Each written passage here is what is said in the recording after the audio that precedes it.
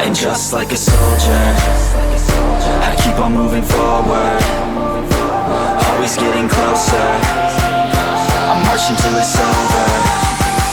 And just like a soldier, I keep on moving forward. Hello and welcome back to MangaMuse, guys. This is the third part of What If Naruto Enters Genshin Impact. Make sure to like, share, subscribe and also press the bell icon so that you never miss a great update. Also make sure to check out the wonderful author NeonZangetsu on FANFICTIONnet. Well, let's continue with the story now. Wind met water, Naruto lunged at Child and the world dissolved into a mindless blur of violence. Their weapons clashed. Once. Twice. Thrice. On the fourth the Harbinger struck low and he went high, skyward spine smashing through his hydro daggers as though they didn't exist. Back he stumbled. Naruto didn't give him time to recover. Even as the stunned redhead retreated, he advanced, sweeping the young man's diamante arm aside to strike in at his chest. Like any sensible warrior, Child instinctively tried to block and mistakes were made. The very moment his adversary went on the defensive, Naruto pressed his advantage, hammering down attack after attack against his guard. Child grimaced and took a step back. And another. Yet another now. A glimmer of concern flashed across his face as he tried to ward him off and failed. Parry, parry, parry. Naruto stoked his fears with a snarl. Is that all you can do? You were talking a good game early. He swept in, forcing him to block or lose a leg.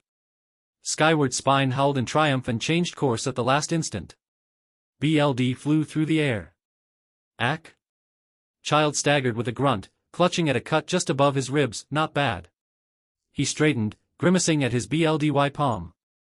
I didn't think you were this strong. Maybe I should take this seriously after all. An outraged snarl swelled in the street behind them. Naruto craned his neck to regard the noise. Child joined him, only to wince as Rosarilla hurtled past and struck a wall. Shinha stalked after her, luminescent eyes fixed firmly on the nun.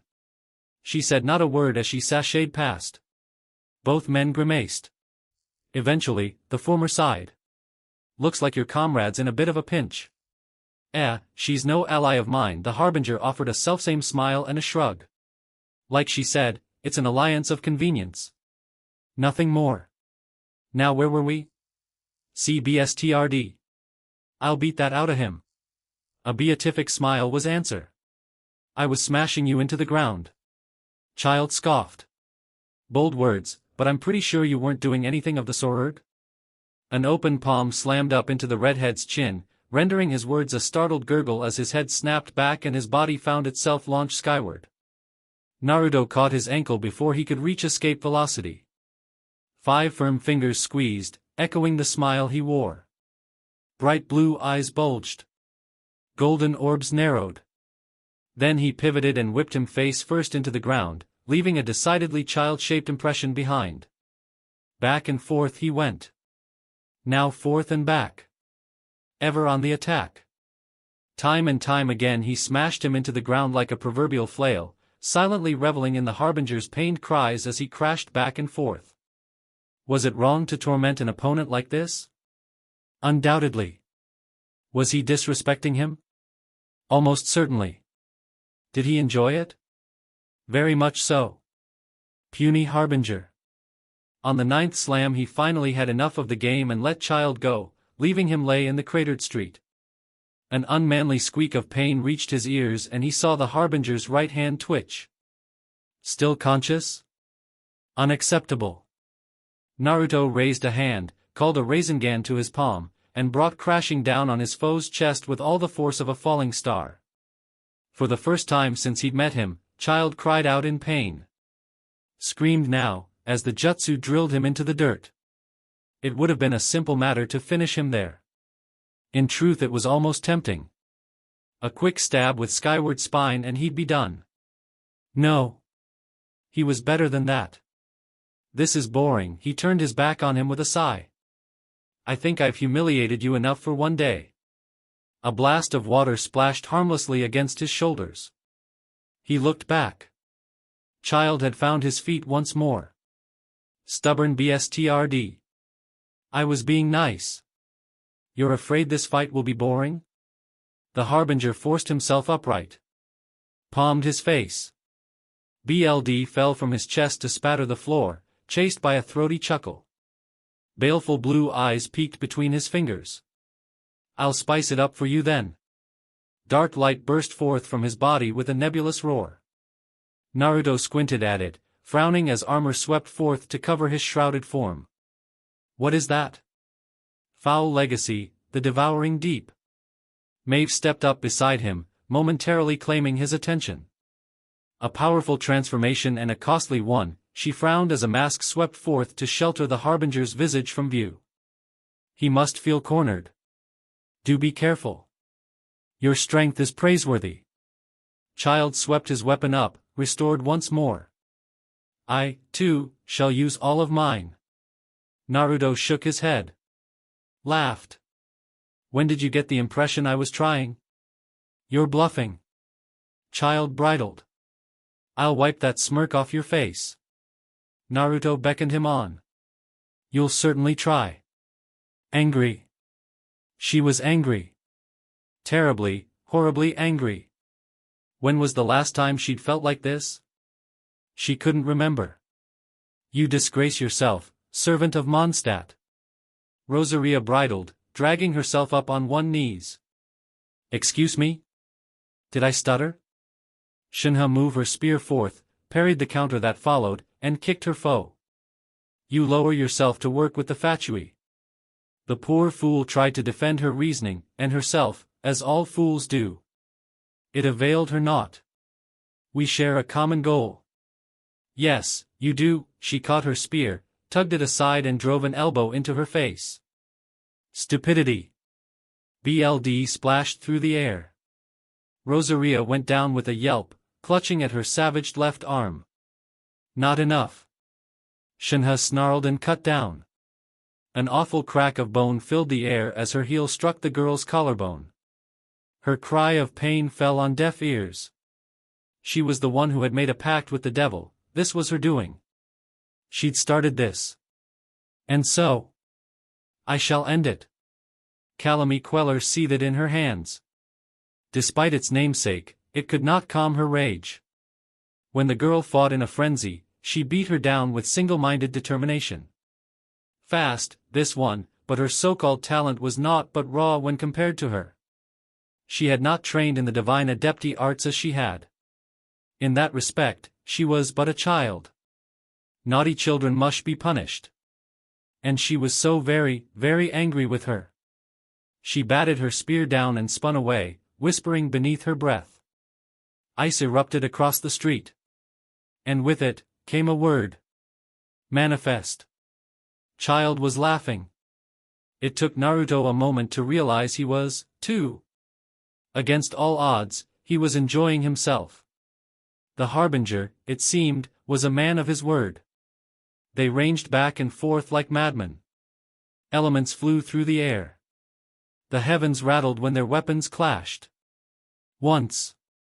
Twice. Thrice. Smash. Smash. Smash. Sparks flew as they crashed into one another time and again. Gold clashed against baleful blue-violet. He swept low. Child, high.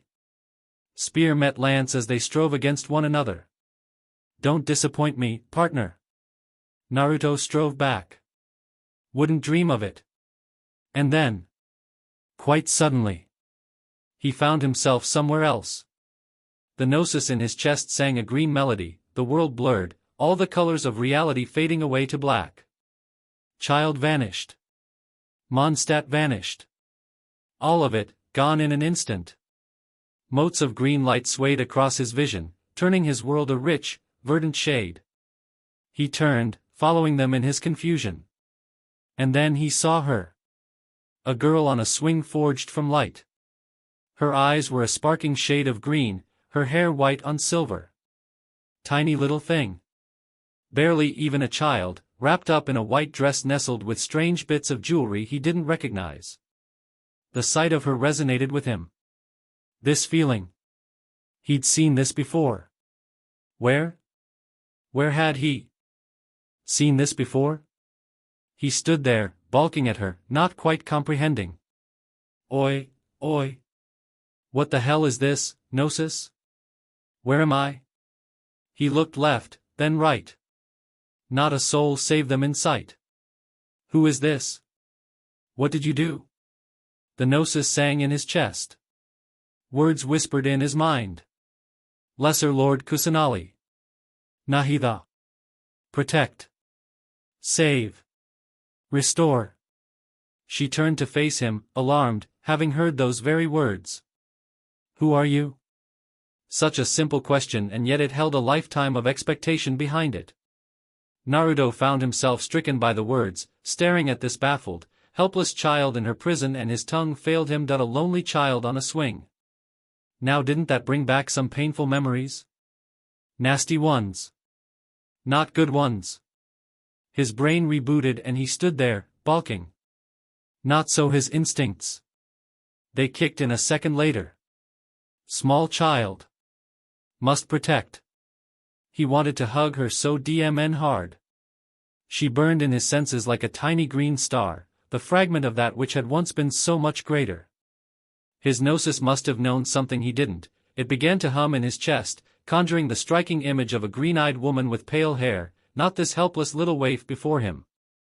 Somehow, he knew her name. Or rather, what she had once been. Greater Lord Rukkhadevata. She who once was and still is. Wasn't that a mouthful? Might be easier to think of her was Rukkano. No, that was the Gnosis bleeding into his thoughts again. He shook his head to clear it. Sorry about that. Right, she'd asked him a question, hadn't she?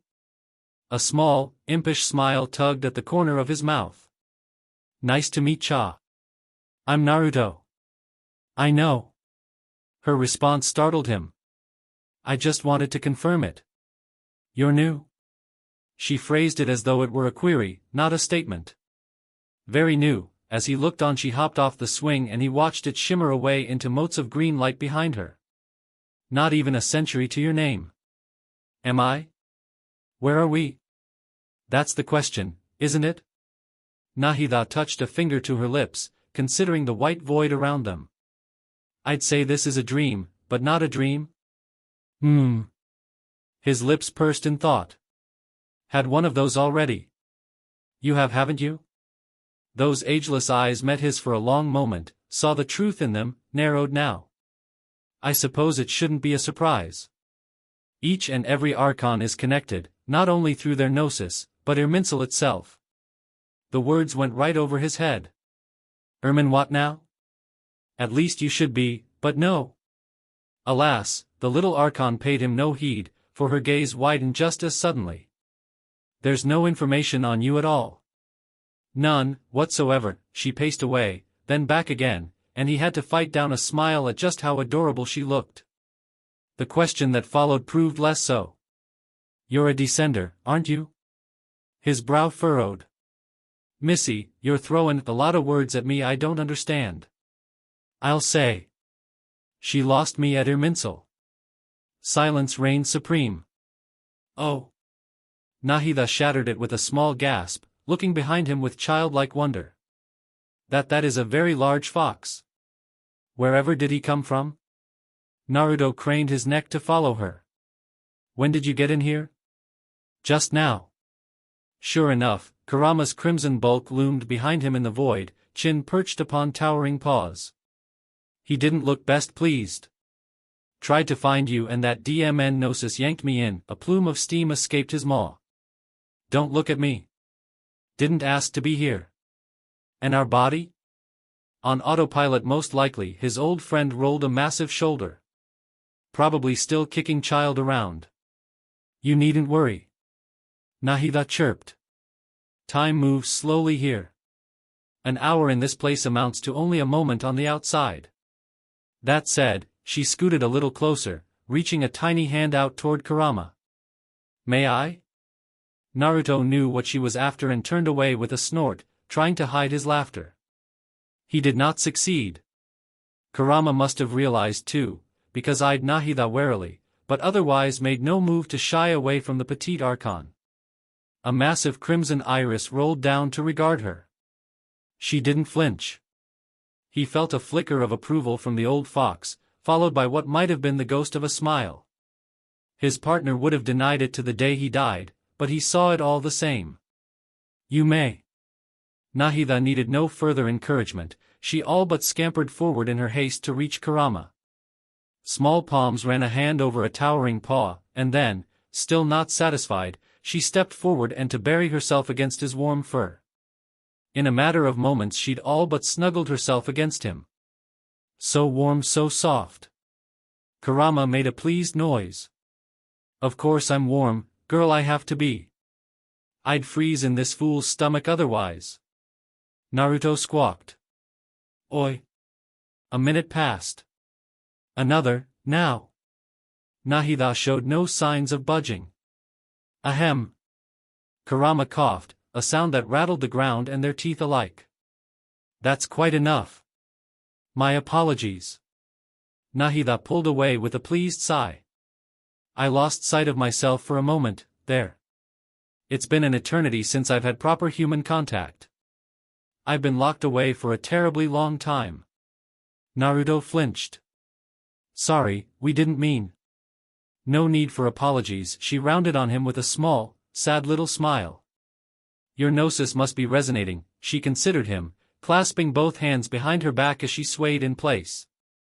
How curious. You really are newer, compared to me.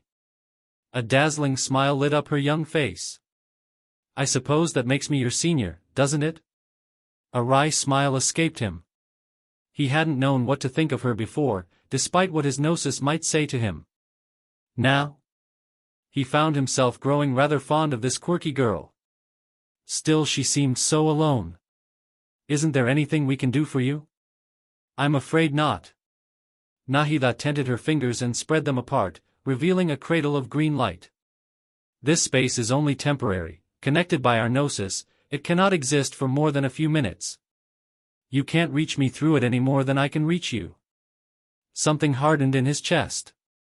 It felt like a strange hybrid of anger and grief. Who decided that? Pardon, she tilted her head and he resisted the urge to hold her tight and never let her go. You can say whatever you like, but I'm afraid this is the truth. You can't help me. It's all right, really. Compared to the other archons, I'm not all that strong. Blast it, he couldn't resist. Stop putting yourself down like that. Quick as a flash he knelt and drew Nahida into his arms. The small archon stiffened but he didn't dare let go, fearing she might bolt. You've got a friend in me, you hear? I don't care whether you're strong or weak. She quivered in his arms. You shouldn't speak so carelessly. Ain't nothing careless about it, he held her tighter. You'll always have me. I don't understand. Her voice warbled a little. Why? We've only just met.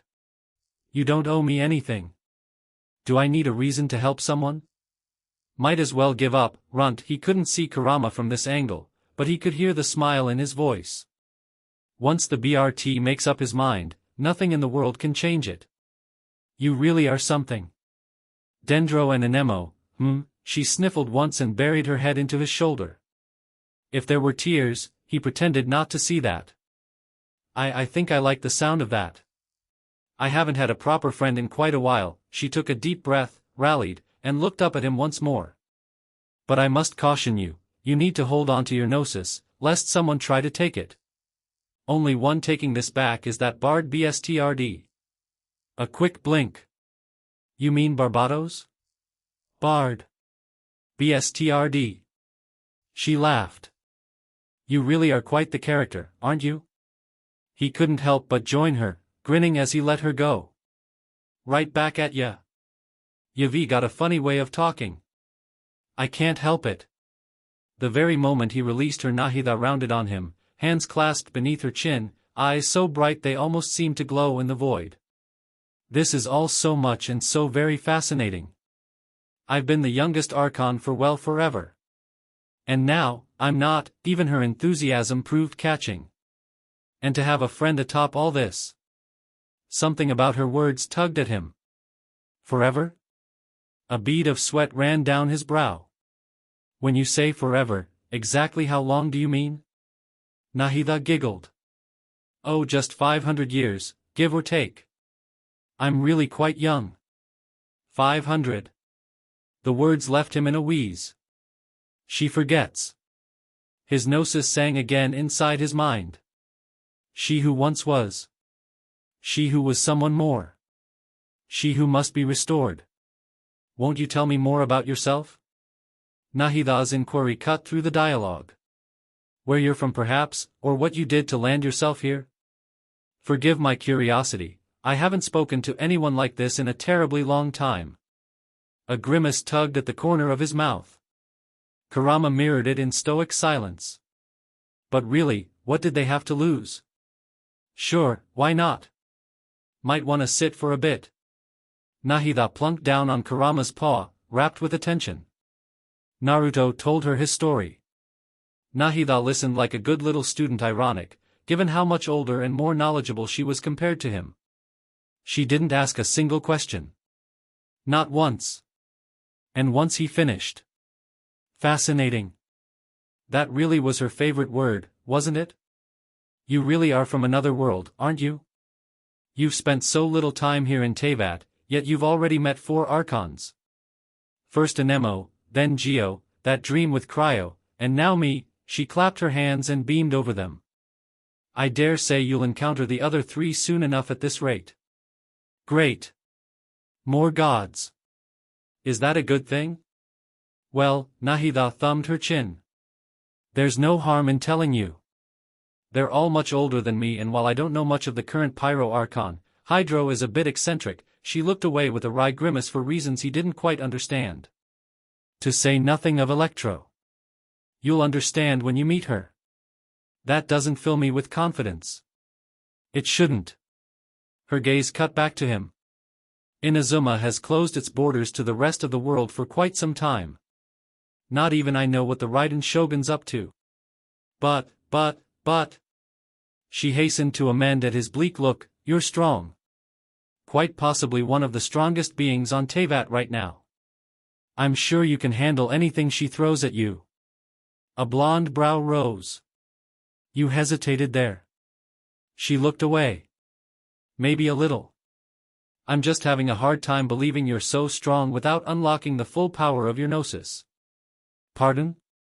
Here, she beckoned him forward. Once HEW was close enough, she laid a hand on his chest. I'm sure you've had a little help from Morix, but I'll speed it along. Lively green eyes fluttered shut. Let the wind speak to you, Naruto. Open your heart to it, as you have others, and you'll reach heights you couldn't even dream of. He felt something lurch in his chest, then nothing. I don't feel any different? Nahida pouted. That's strange. It should have done something. Don't worry about it, he patted her head. The future doesn't concern me, and I don't give a DMN about eternity. You're the one I'm worried about right now, you know. That got a blink from her. Me? Yes, you, he flicked her forehead. Earlier you said you were locked away. Now it was Nahida's turn to grimace, shying under his gaze. Yes, well, it's a bit of a long story. I told you mine. Naruto planted his feet. Care to tell me yours? Like you said, we've got time here. Are you certain? She blanched. Mine isn't a pleasant tale to tell. You may not find it all that enjoyable. That's for me to judge. He plunked down beside her and folded his legs beneath him. I'm not going anywhere. My body can look after itself for a while. But before that, when Nahida made a questioning noise, he reached around, plucked her from her perch atop Kurama's paw, and planted her in his lap. She squeaked in surprise. He ignored it. Tell me how to get to Sumeru. She looked up at him, gnosis pulsing softly in her chest. What do you intend to do with such knowledge? How about this? He held out his pinky finger. I'll tell you after you finish your story. Sound fair? The Dendro Archon heaved a sigh and hooked hers with his. As you wish. Nahida was an Archon of her word. Her tail proved somewhat shorter than his, surprising given her age. Or perhaps she simply had less to tell given how isolated she'd become. Regardless, she was right, it wasn't an enjoyable tale. Not at all. Nope. Not in the least. But he'd asked for it and so he listened, fists clenching at her sides. She told him of the moment of her BRTH and all that followed, how she'd sought to help her people even as she was sealed away, all but forgotten, neglected, abandoned. By the end, he was seething. Obliterate. Exterminate. Annihilate. Grand Sage Azar. All right. His head bobbed in a slow nod. I'll be sure to remember that name when I go to Sumeru. Nahida squinted a little. When? Not if? Yup, he patted her head, ignoring her rising flush as he rubbed her scalp. Need to have a word with your so-called sages. Person-alike. Some of his intent must have bled through his tone, because Nahida squeaked anew and wriggled around in his lap to face him. Naruto, no. You can't. Naruto, yes, his hands came down on her shoulders, rooting her in place, preventing her escape. Can, am, and gonna. I just want to talk to M. Loudly. Repeatedly. With Kurama. They locked you away for 500 years, seems to me they deserve at least double that as punishment. That's the same as finishing them. Who said anything about finishing? Said Fox rumbled above them. Death is release. Release implies mercy. They will be shown none. Her pale brow furrowed. You promise you won't finish them? Naruto bit back a smirk. There were worse things than death.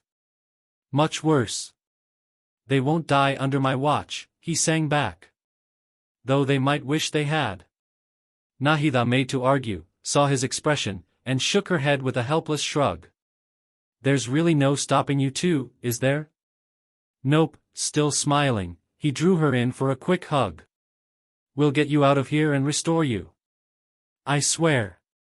His gnosis pulsed happily, radiating approval. Yes. Nahida didn't radiate approval so much as confusion. Restore me? She really didn't remember who she once was, did she? Well, he'd fix that. Don't worry. He held her tight. I'll explain it in person. Soon. A lone tear ran down her cheek. Is that a promise? His heart hitched. I never go back on my word. Little arms squeezed him with fragile strength. Before you go, I just wanted to say. Their world shattered like glass. Watch out. Reality lurched back with a start. Naruto heard Paimon's cry. Looked down. Found a pair of familiar hydro daggers buried in his gut. Far from horror he felt only mild exasperation. Was that supposed to end him? Really the angle was all wrong and those puny blades weren't anywhere near sharp enough. He should have aimed for the head. Or the chest, at least. Instead the transformed harbinger he'd gone for a painful injury. Bit of a disappointment, really. Child grinned at him behind his mask, unaware of what he'd just done. I'm sorry. Did I break your concentration? Anger sparked. Naruto rolled his eyes to quell it and failed. Because the harbinger had done just that. BSTRD interrupted him before he could say goodbye to Nahida, before he could impart a few last words of comfort to her. Shame on him for hurting that precious bean. Well, say something, Borg? His words pitched into a grunt as a hand closed around his masked visage and squeezed. Hoisted him off the ground now. Clawed fingers grasped at his hand to no avail, his grip couldn't be broken despite the disparity in their height and he brought his foe to heel in an instant. Congratulations. Naruto rasped, uncaring of the hoarse tenor in his own voice. You did break my concentration. Now I'll break you. Golden knuckles surged upright and struck Child's chin. The harbinger hurtled out his grasp, out of the city, with a strangled yelp. Not good enough. Naruto leaped after him, caught him in midair, seized him by the face and smashed his forehead against his as they hurtled across the sky. Once. Twice. Thrice. I'm not from around here, pal, he grinned down into Foul Legacy's cracked mask, leering at the terrified harbinger within as the clouds rushed by. "You see, where I come from we've got a little something called payback. Didn't used to believe in that sort of thing." His smile didn't waver, even when Child drove a clenched fist into the side of his face. "But now I do. Eye for an eye," he laughed at the feeble effort. "Tooth for a tooth. Pain for pain. As you're about to learn."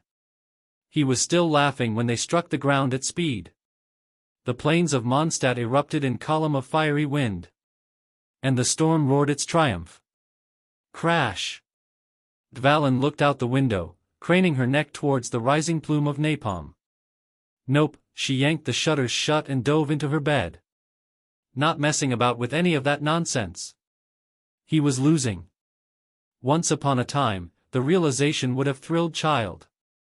To meet a foe outside the Harbingers, to find a proper rival against which he could test himself, there was nothing he'd wanted more than to find such a person, no matter who they might be. Someone he might even come to call friend, in due time. A true foe. The ultimate contest. Life was the prize, and death the punishment. Now it terrified lose here meant death. Death meant the end of everything. He'd never see Tusser again. None of his siblings. His family. He didn't want to die. With that awful thought clawing at his mind, Child shrugged off the ash and stumbled to his feet. Distantly he became aware of his surroundings, of his crumbling armor and mask, of everything.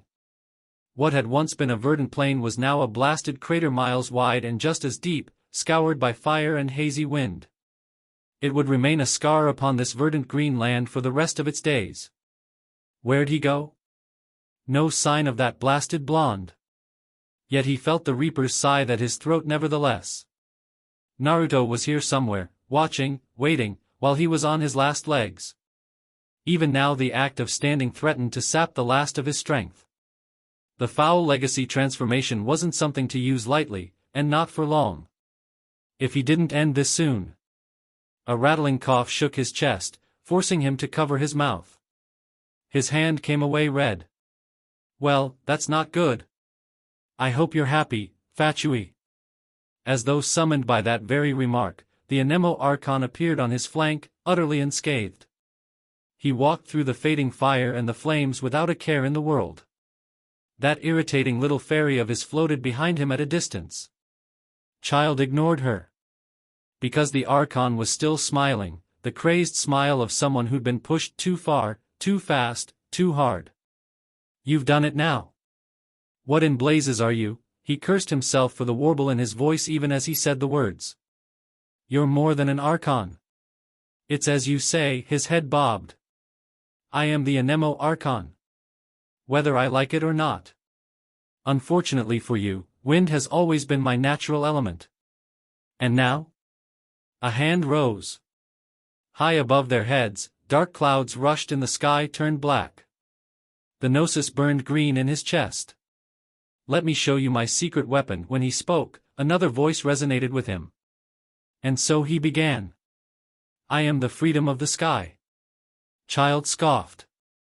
"What is that, a chant? Don't think it'll stop me from? Wind is my body and clouds are my BLD." Around him the world rippled, wind whipping across the grass, tearing through the heavens. Paimon clasped her hands. "Oh, geez. Paimon isn't prepared for something like this." Child agreed. What was that? What the hell was he making? "I have withstood over 1,000 storms."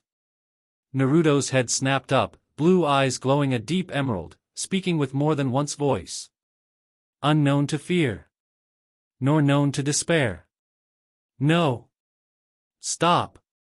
Stop that right now. My shoulders carry the weight of countless dreams."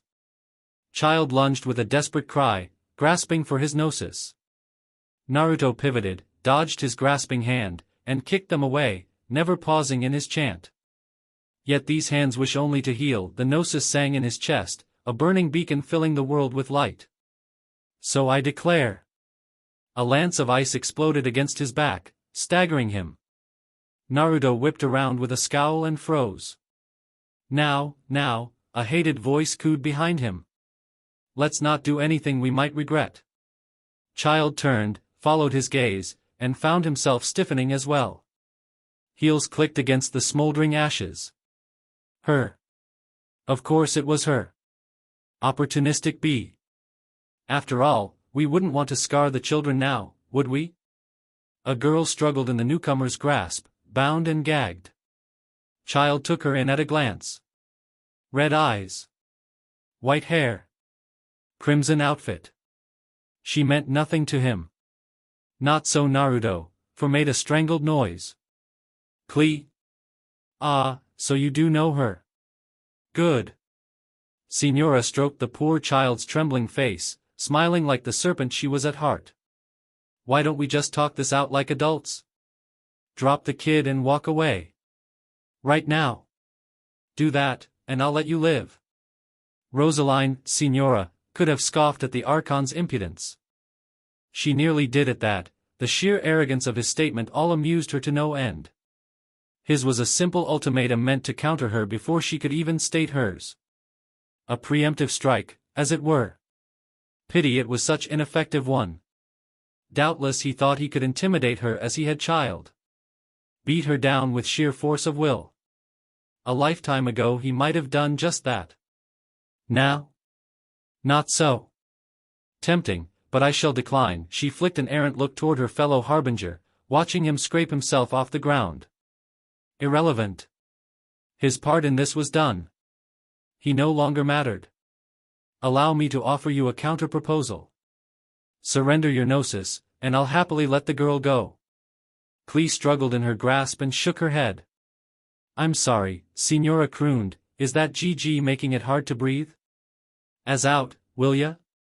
At long last, Child found his feet behind her, for all the good it did him. I had things under control. Signora tooted at him, the little fool, not believing him for a moment. You surely did. There was no need for me to step in at all. He didn't budge. You took his kid. So I did. She shrugged a shoulder callously. What of it? He glared at her. The effect was somewhat lessened by his dirty, bruised face. Signorina scoffed at the pitiful display. Weak. Soft. Child always had too much heart to do what must be done. He hesitated at crucial moments. He showed mercy. He would never think to endanger a child, not when he had so many siblings to care for himself. He had shackles of his own making and they limited him. But her? She would do what must be done. She would not hesitate. She would show no mercy. She had no limits. A small part of her wondered if Child would test those limits now. With the Archon present, she might find herself pressed if he turned on her.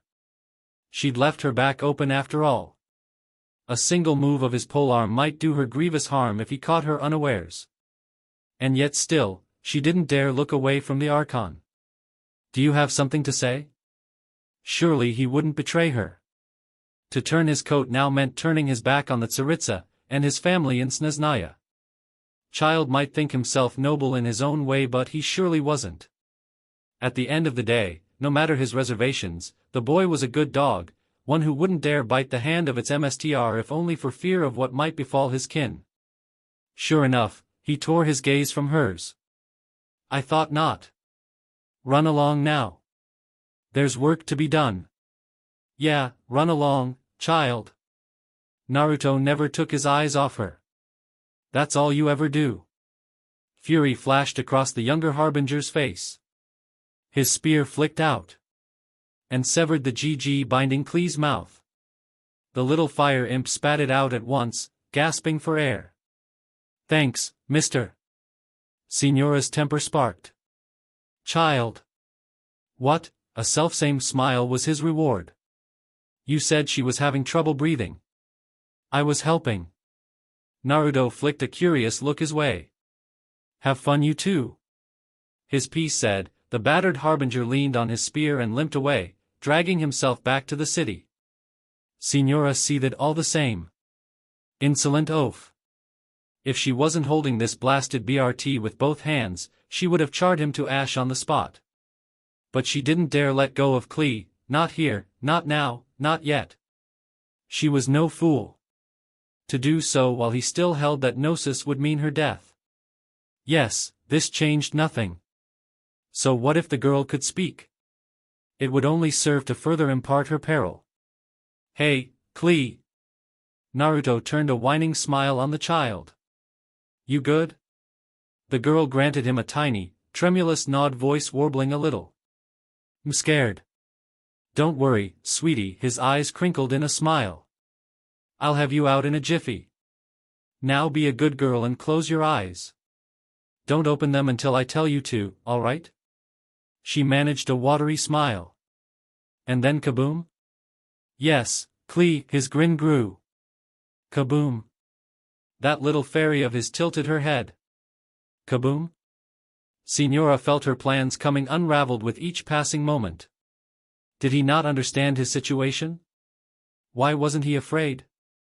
She had the girl captive, a girl, who by all rights, he was fond of. He wouldn't dare risk harm to her. Any movement on his part would be met by swift and immediate violence. In truth, she had no real longing to harm a child, but needs must, and she would do whatever it took to achieve her goals. Yes, she held all the cards here. Her. Not him. So why was he smiling? We'll even get some s'mores after this, Naruto prattled on. How does that sound? Enough. Signora slashed a hand through the air to silence him. Stop that. I am in charge here. The new Archon's smile didn't reach his eyes. Do you feel in charge? Enough, she gripped the girl tighter, pressing a cold finger to her neck. Make your choice. The gnosis or the girl. Now. I haven't all day. Naruto's grin didn't waver for an instant. Paimon balked. No. You can't. Hush. Stay out of this. His arms rose and tugged off his jacket, then the shirt beneath, exposing his bare chest to her wanting eyes. Not unattractive. A shame they were enemies. Shucking the garment aside, he spread his arms, planted his feet, and stood his ground. His intent was obvious, and she found herself smiling at the sight. This was a true, proper Archon. She couldn't wait to take his power for herself. She could sense his gnosis even, power incarnate humming just beneath the surface. That Tsaritsa would so pleased with her. Well? The blonde tilted his head. What are you waiting for? I'm right here. Signora took one step forward. Another now. 3, bringing herself within striking distance. Her right hand twitched. Yet still he made no move to attack. Did he think her blind? No, surely not. Either he was truly just that arrogant or he'd simply given in to her demands like a good little monkey. The latter was more likely, or so she told herself. What's wrong? He grinned down at her, looming large. You want my gnosis? Go right ahead. Take it. Take it all. Enough of this provocation. She tossed Klee aside and lunged forward. Her hand stabbed into his chest, burying itself to the wrist. Naruto grunted in quiet pain. Yes. Victory was hers. She felt the gnosis within him waiting for her. All she need do was reach out and claim it for herself.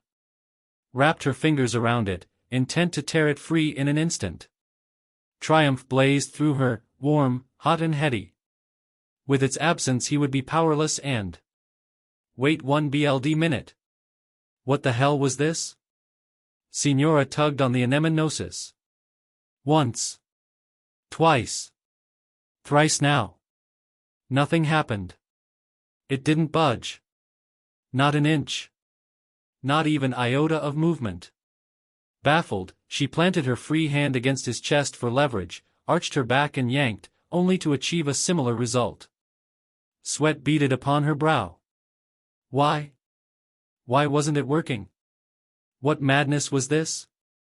It was like trying to move a pillar, not a chess piece. A dark voice laughed at her. Did you really think it would be that easy? 5 firm fingers latched onto her hair and yanked. Hard. Gotcha, B. Clenched knuckles slammed into Signora's face with impossible speed. She didn't even see them, but oh, by the ice, she felt them. Felt her nose twist, crack, bend all the way to the left as her cheek dented inward and her jaw popped. Momentum had its say, ripping her from his grasp a heartbeat later. And then there was pain. Her world shattered with a scream of agony as she hit the ground, reflexively curling inward on herself as she clutched at her face. How dare you, BLD sluiced down her chin. Do you have any idea who I am? Didn't ask, a boot collided with her ribs, folding her in half to launch her across the blasted plain once more. Don't care, another stomp struck her from on high, blasting the breath from her lungs and all but spearing her into the dirt. Another crater was born as he ground his boot into her stomach.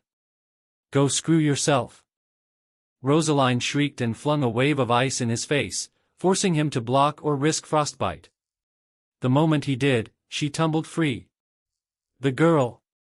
She scrambled over the lip of the crater, spitting BLD, trying to grasp at the last straws of her plan. Take the girl. She needed a hostage again. A golden flicker of light blitzed past, swept her legs, snatched up Klee, and raced toward the city of Mondstadt. Signora blinked and instantly found the Archon standing before again, now with the girl nowhere to be seen. Impossible. No one should be able to move that fast. Her eyes settled on that wretched little fairy of his, left unattended. If she could reach her. Paimon balked. Naruto. Help. Something hard slammed into Signora's back, forcing her face into the mud. Don't touch the kid. Wait. Signora held up a hand to forestall another attack. Let's be reasonable about this. I am reasonable. Naruto advanced upon her with a smile. It did not reach his eyes. I'm going to slowly and reasonably make you wish you were never born. He began to crack his knuckles slowly, one by one, the sound grinding against her ears. Starting right now. Hope you've got a good dental plan. What? A boot smashed into her face. Broken teeth whistled through the air and her scream went with it. Not satisfied, he caught her by the hair and yanked her back in. A forceful fist smashed into the veil covering her right eye, shattering her black crown with it. Pain sent her slumping back, only for him to reel her back in as one would a fish on their hook. She tried to speak. He didn't give her the chance. No words were spoken by him. None given. Jab. Hook. Uppercut. He beat the tar out of her, left, right and center, uncaring for his targets, for the BLD staining his knuckles, nor his face. Once. Twice. Thrice. She heard the meaty thwack, every blow an assault to her pride as much as her face. Frantically she flung wave upon wave of ice at him, to no avail. The beating persisted, even as frozen crystals crept across the length of his arms. It was too much. Only a minute in and she snapped. Enough. Fire flashed forth as she released her delusion at long last, with its passing her body becoming liquid fire once more. In an instant she transformed, gaining mass and height where there had been none before. Pain coursed through her, but it was pain of her own making and with it the crimson witch of flame lived anew. Power surged through her, strength she used to break his grip and blast him back. A grunt of surprise was her only reward. Not enough. Not nearly enough. Not possibly enough. She needed to hear him scream. He had to beg for mercy, cry out her name. Only then would she end his pain. I have lived for 500 years. You are an ant compared to me. Tongues of hungry fire sprang forth at her command, capturing his legs, holding him fast. I will not be slain by the likes of you. Ha, she sneered as he struggled against the flames. What will you do now, fool? Naruto hung his head, blonde hair shading his eyes from view. The ghost of a smile touched his face. Embrace the wind you once called a home. Gaze upon a icy white throne. His hand rose again, and the wind wailed with it, gathering around him in currents of jade light. Signora didn't recognize the words that followed, for it was different from what she'd heard against child. Less of a chant and more a song, these syllables flowed faster than before. Smoother and sharper, louder now, a fire flowing to rival the one that still smoldered between her melons. Dozens of voices spoke with them and she knew the four archon passed, for his eyes were a deep and verdant green. Another chant, she raised a hand. My, you're just full of surprises today, aren't you? A legacy of lies. A familiar reprise. The fire went out in her heart. Sing with us a song of hurricanes and fate. Naruto had snapped up and she saw them, emerald veins pulsing from his chest, leading up to his neck, seething in his eyes. The burning pillar cracks beneath its weight. Rosaline her. He was talking to her, or rather, his gnosis was. It was singing a song a dirge to her death. Death breaks through the day. Hard as a stone. I will not allow it. She lunged at him, grasping for his gnosis with all her might. Last time had been a fluke surely, she'd not brought all her might to bear. Her hand passed right through him. Empty air was her reward, then his hand found her throat. He leaned in. Warm lips brushed her ear, like a long-lost lover's caress. Lost in the void, all alone. All the world went silent, as though they'd entered the eye of a storm. Rosaline's world inverted. Her good eye blinked, not quite comprehending how she'd gotten here, or where the Archon had gone. Where even was here? She looked around and found only blue skies surrounded by looming clouds. Where was the ground? All she saw was an endless expanse of blue and white, no, there below it, so far as to be rendered a speck shades of green and brown. Grey stone. Was that the city of Mondstadt? Oh. Oh, no. No, no, no. Realization broke like the dawn. She'd fall. No, she was falling. I wouldn't be worried about that. Wind lashed at Rosaline's back, tearing a deep furrow between her shoulders, drawing an agonized cry from her lips. She pivoted and found only the wind around her. Horror broke. This wasn't the eye of the storm at all, but its center. Another blade of wind raked across her chest. A third took her left ear. On and on they came, faster and faster, a vortex of window tearing into her with reckless abandon. There was naught she could do to defend herself. How did one fight the wind? You didn't.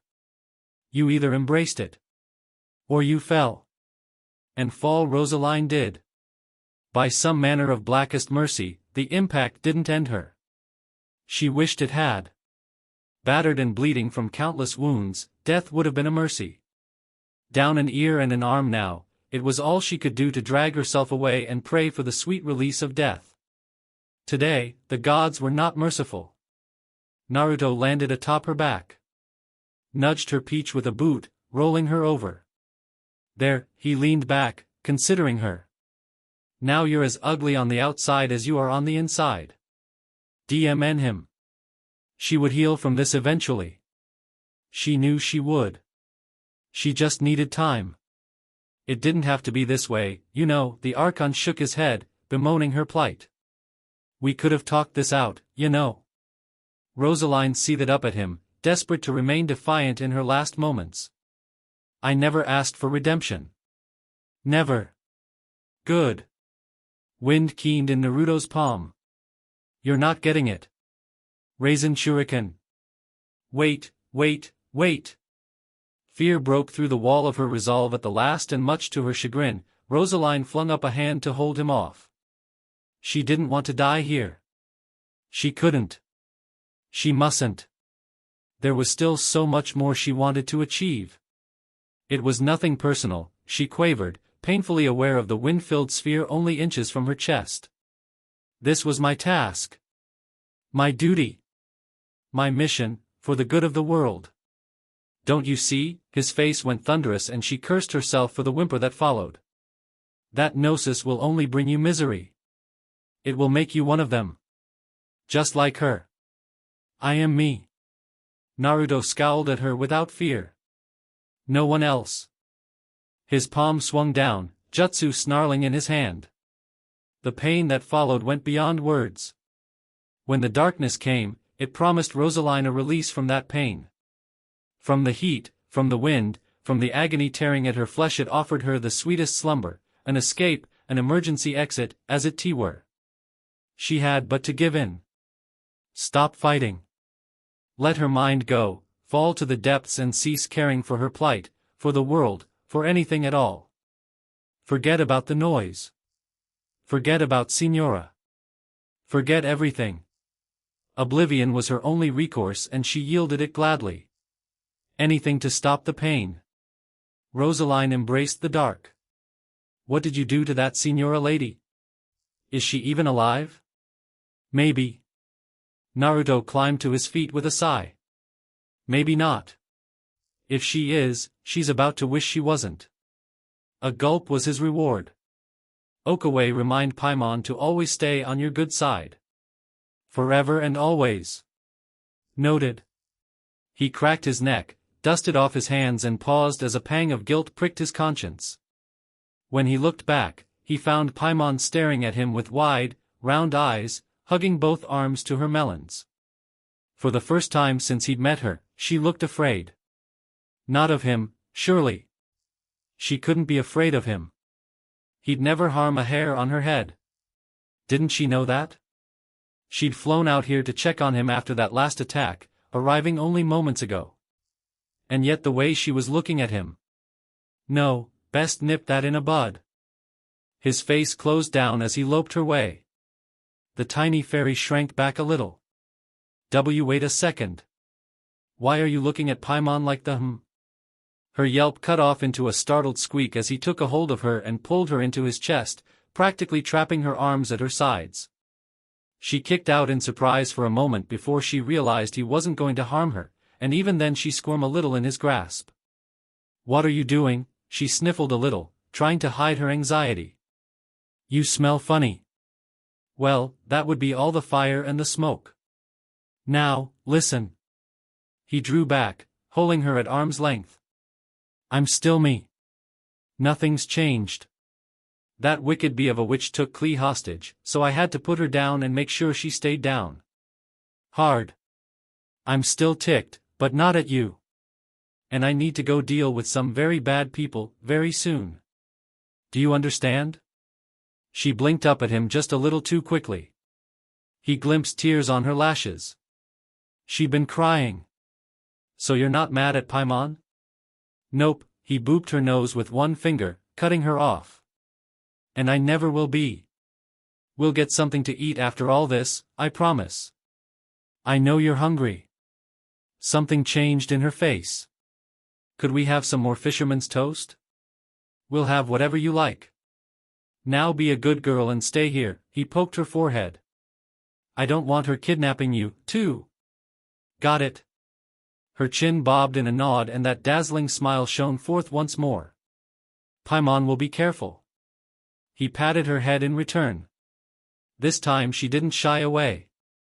That a girl. She hummed happily and didn't budge. With that done, he pivoted and strode toward the Harbinger's resting. She lay prone in the crater where he'd left, broken and twisted, body curled in on herself in what might well have been her final moments. Was she dead? Alive? Feigning weakness to lull him into a false sense of security so she could take Paimon captive? He needed to know. Had to. Is she alive? Shoo, he waved Paimon down. Stay there. Warily, he nudged Signora's shoulder with a boot and rolled her onto her back, ready for any attack. None came. A muffled groan greeted him instead. He squinted down at her and found her breathing, bldy chest still rising and falling as she coughed fitfully. Stubborn witch. She'd lost an arm and a leg besides, alongside most of her hair, and her body was a lacerated mess, yet she still clung to life, what was left of it. How annoying. On that, he agreed with Kurama. Would it be too much for one of his enemies to just stay dead? That said, the Harbinger's body was a lacerated mess. No surprise there. As a whole, the Rasen Shuriken didn't simply cut you, it attacked your very cells on a molecular level. There could be no greater pain than what he'd inflicted on her. There was a reason he didn't use it on anyone unless he absolutely must.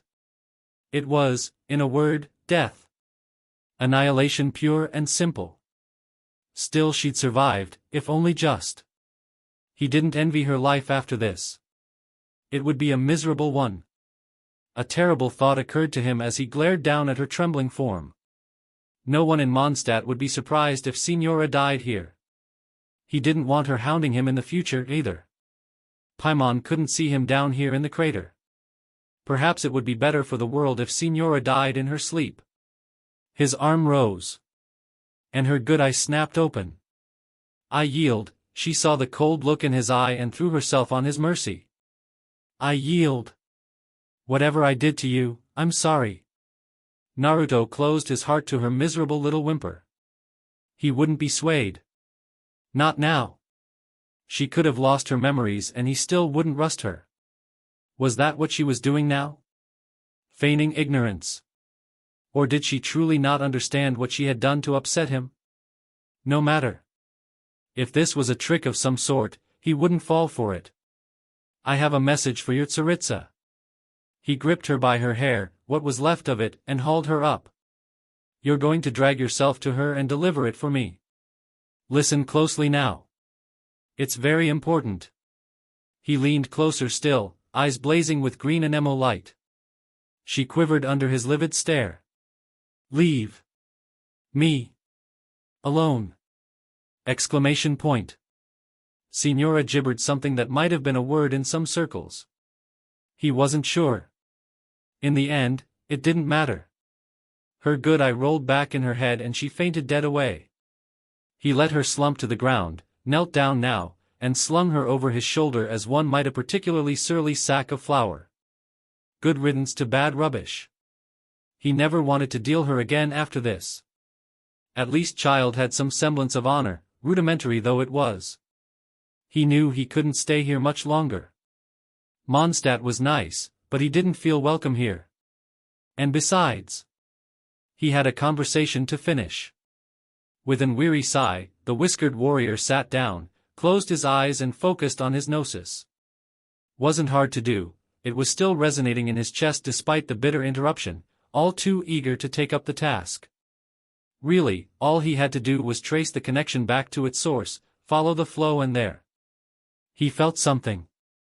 Kurama didn't say a word and let him focus on it. The strange sensation grew stronger in his chest. He felt another tug, like gentle branches enfolding his spirit. And the world fell away. Naia was waiting in the void when he opened his eyes. She looked quite startled to see him, all things considered. You came back? Of course I did. He looked around, mildly nonplussed by the empty expanse. Is this going to be a recurring theme here? She gave him a small, sad, shy little smile. I'm afraid so. I've never had much in the way of belongings and I'm still rather trapped where I am. His nostrils flared in anger as he saw the sadness and sorrow in those luminescent green eyes. Protect the child. How could anyone hurt such a small, precious being? I just wanted to tell you I'm headed your way. He planted a fist on his hip. Or I will be, in a few minutes. Just wanted to give you a heads up. His conscience jabbed him. Jabbed him hard. He yielded to it with a grumble. And I might be a little rough with your sages. Her face closed down. You said you wouldn't kill them. I said I would try not to. It all depends on their response to my questions. Wait. You're coming here? Now? Horror dawned across her face, but with it, hope. No. You can't just run over here and start popping heads. She shook a finger at him. Never mind the fact that you're not that fast. It would take you a few days at least to make it to Sumeru. Kurama scoffed amidst his thoughts. Dear girl, you have no idea. His eyes sparked. Wanna bet? She spluttered helplessly. What about your city? Naruto laughed yet again. Mondstadt was in good hands. After all, I'm not the only one whose order was disrupted today. Rosaria hit the ground in a heap. What was that? What the devil are you? Golden Eyes considered her. Order. And the sky answered. His bid his goodbyes to a worried Nahida and opened his eyes. The faint sound of rapidly approaching footsteps snapped him back to reality. Naruto! Paimon yelped a heartbeat later, voice peaking with distress. Somebody's here. Aha! A relatively unfamiliar voice called over the lip of the crater. So this is where that storm came from. Cresting the crater, he found a familiar face staring back at him. Hadn't he seen her before? He vaguely remembered that bow and her outfit. Amber right, he distantly remembered hearing her name somewhere. Aha! Now he remembered. One of Mondstadt's Outrider Knights. Perfect timing. A quick toss dropped the insensate Signora in her arms. Put this one on a boat to Snezhnaya. Need her to deliver a message for me. Or toss her in a cell, he amended, recalling Child's retreat to the city. He could always use him as a messenger instead. I don't care. The poor girl flinched. That might cause a diplomatic incident. Did he care? Not in the least. Does she look like she's in any condition to protest? Amber glanced down, only now noticing the woman's wounds. What did you do to her? He looked back to the wretched woman who once called herself Rosaline. What does it look like? The shattered harbinger whimpered in her sleep. I think you broke her. Good, he scoffed. There are some things worse than death. She never asked for redemption and she ain't getting it now. Her brow furrowed. Not to judge, but isn't that a little harsh of you? A blonde brow rose in mild annoyance. And your point is? Yeesh, the girl shivered. Jean was right. You're scary. Only to my enemies, he waved her down. Just take care of that witch. I have places to be. What's the rush? Everything. Every second he let those sages keep Nahida sealed away was an affront to all honor and decency. Every instant in which Grand Sage Azar drew breath enraged him to no end. It was almost ironic, he didn't think he was capable of this kind of raw, visceral hatred anymore. You learned something new every day it seemed. Of course, he couldn't say that. Not allowed. Diplomatic incidents and all that. Real hush-hush. Besides, if he said something, Amber might try to stop him. Instead, he granted her a wry grin. Things to do, places to be, people to kill. My Lord Archon, she balked, pure girl that she was. One of those things sounds illegal. Probably because it is, he couldn't help but smile at her gobsmacked expression. Say, you don't mind looking after Paimon for a few hours, do you? The young knight winced under his gaze. I don't know. Too bad, wasn't a request, take the small child. Paimon objects. He pivoted, quirking a blonde brow her way. To what? Staying behind? No. The little imp huffed and crossed both arms before her chest. To you leaving without saying goodbye. It was almost adorable, watching her pout. He found his brief burst of anger much softened for it. I'm coming right back, you know. Paimon made angry Paimon noises. Naruto felt his lips twitch in a small, rueful smile. It was such a Paimon thing to do. All right, he strode back to her and reached down to touzle her hair affectionately. I'm off, Paimon. I'll be sure get you an extra helping of fisherman's toast when I get back. Her happy cry healed his soul. All right, then. She beamed to send him off as a daughter might their father on a long journey. Take care and come back soon. Of course he would. He knew exactly where he was going. And so he did. Simple as. Run, Naruto. Run. Azar had no use for his failed god. Some might say it wasn't a matter of emotion, but logic. He disagreed with that theory. He despaired her for both logic and emotion. As Grand Sage of Sumeru Academia, he considered himself a learned man, and as a learned man, he knew full what archons were, or at least he believed he did. Archon were akin to gods, beings that stood apart from humanity, capable of feats far beyond mere mortals and their visions. The very existence of one staved off the threat of war. They were beings beyond compare, shining beacons to which all aspired. In that regard, Lesser Lord Kusanali was, in every way, a disappointment to him. Greater Lord Rukkhadevata's successor was a failure, a pale shadow of she who had come before. Truly, she would have wept to see her. What could she even do? Nothing. Less than nothing. No, a new god was required. A proper archon. An offer had been made by an old colleague, toward such a goal, one he and the sages, most of them, had happily accepted. Those who resisted were summarily locked away in their quarters and placed under heavy guard until such a time as their goal reached fruition. He and his 3 cohorts were even now considering how best to go about it behind closed doors. Knock. As one, the sages stilled. Azar looked toward one of said door, irked by the noise. Begone. We do not wish to be disturbed. Knock. Knock. He scowled. Are you deaf? I said leave us be. Cease that at once. Knock. Knock. Knock. And still the tapping persisted. His face purpled in anger. I will have you expelled. The door burst open, all but flying from its hinges to admit someone was most assuredly neither a scholar nor a sage. The brute looked positively haggard, like he'd come fresh from a sight. Yet his eyes burned a wild, raw shade green. As did his chest. Those keen eyes narrowed upon at them as someone stepped through, framed by blonde hair and whiskered cheeks set in a stern scowl. And despite that, or perhaps in spite of it, he sounded almost happy to see them. Hello, friends. None of the sages dared speak. His comrades looked to Azar to lead them, as they always did. Azar bridled.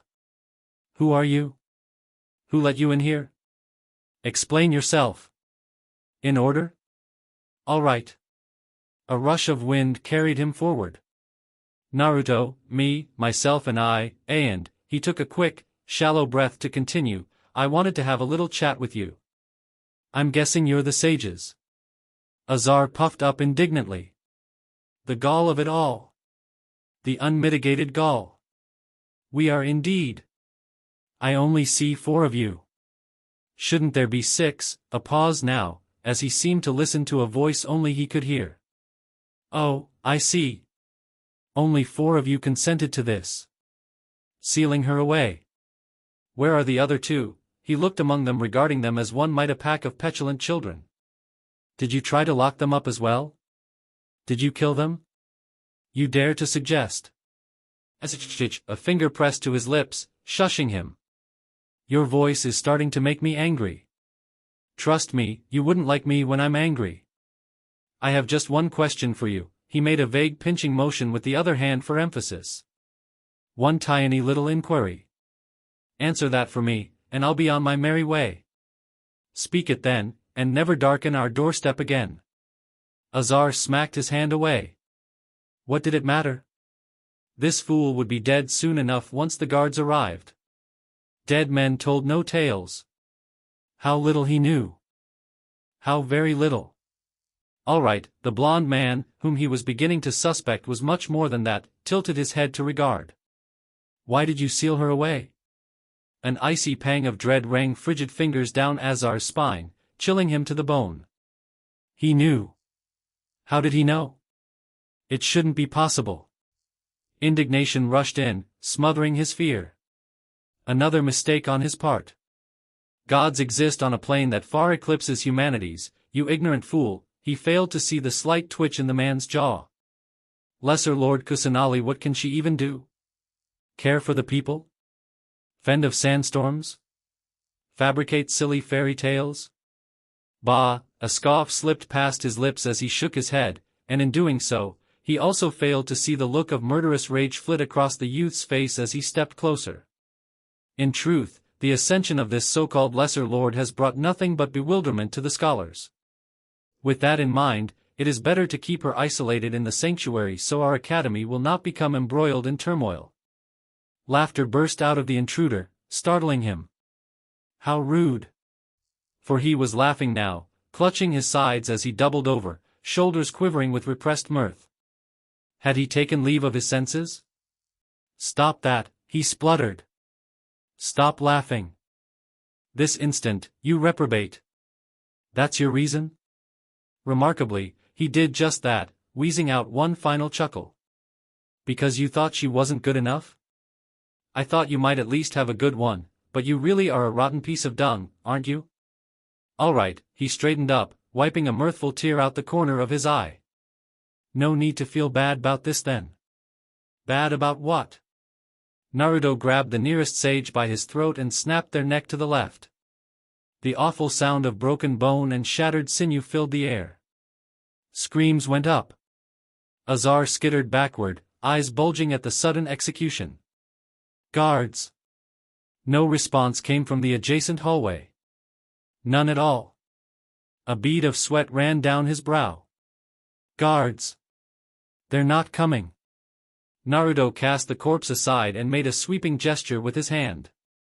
A visceral blade of unseen air cut another sage in twine. His severed halves toppled to the floor. Azar stumbled back, blood spattered across his face. The third screamed and tried to flee. It didn't save them. The blonde beast slung some sort of spell after them. It struck their back and they simply ceased to be, disintegrating outright. All that remained were their bloody shoes and stains against the wall. Only then did he deign to face him. "Do you understand now?" He held up a hand, wind singing in his palm. There was no vision to be seen on his personage. "What I am?" Azar choked. You're a. I'm an Archon, you vicious little sht. We look after our own." Azar's vaunted mind fizzled. He tried to retreat. His spine struck a wall. Naruto waded in after him, ripped a desk aside, and grabbed him by the collar of his robe. "For a land revered for its wisdom, you're not being very wise. Try not to bleed everywhere, would ya? All these stains are murder on my clothes." The Anemo Archon swept an idle hand through his hair as he spoke, a red eye gleaming between the gaps of his fingers. "I don't want Paimon to see any blood when I get back." Azar opened his mouth to speak. "Wait." Clenched knuckles crashed into his face, shattering his front teeth and rendering his nose a red ruin. He toppled backward, clutching his face. The assault didn't end there. Even as his back met the ground, a knee slammed into his chest, pinning him to the hard, cold, unfeeling floor. Green eyes met his. No words were given. No threats issued. No quarter offered. The blonde's arm swung back. And then there was only pain. Fist after fist found Azar, slamming his head back into the floor with alarming regularity. 3 punches. 4 punches. 5, now. They thundered down on his face and skull.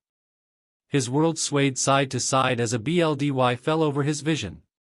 His monocle shattered beneath the beating, digging wicked shards of glass into his eye.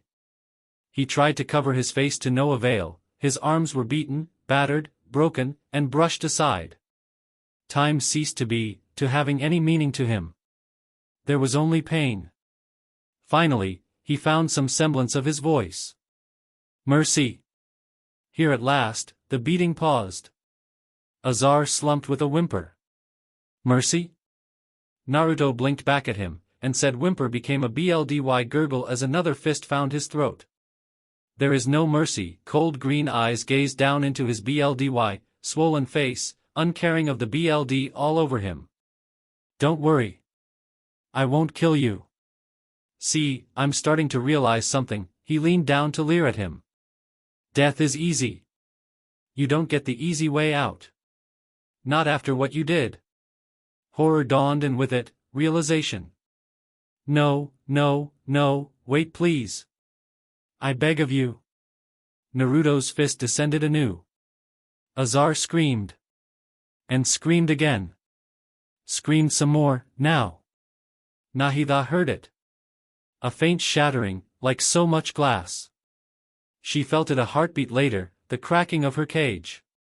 Her eyes remained closed, so she couldn't see, but she could hear all the same. Incredulity and fear reared their ugly heads in her ears. He couldn't be that fast. No one was. Not even the Electro Archon.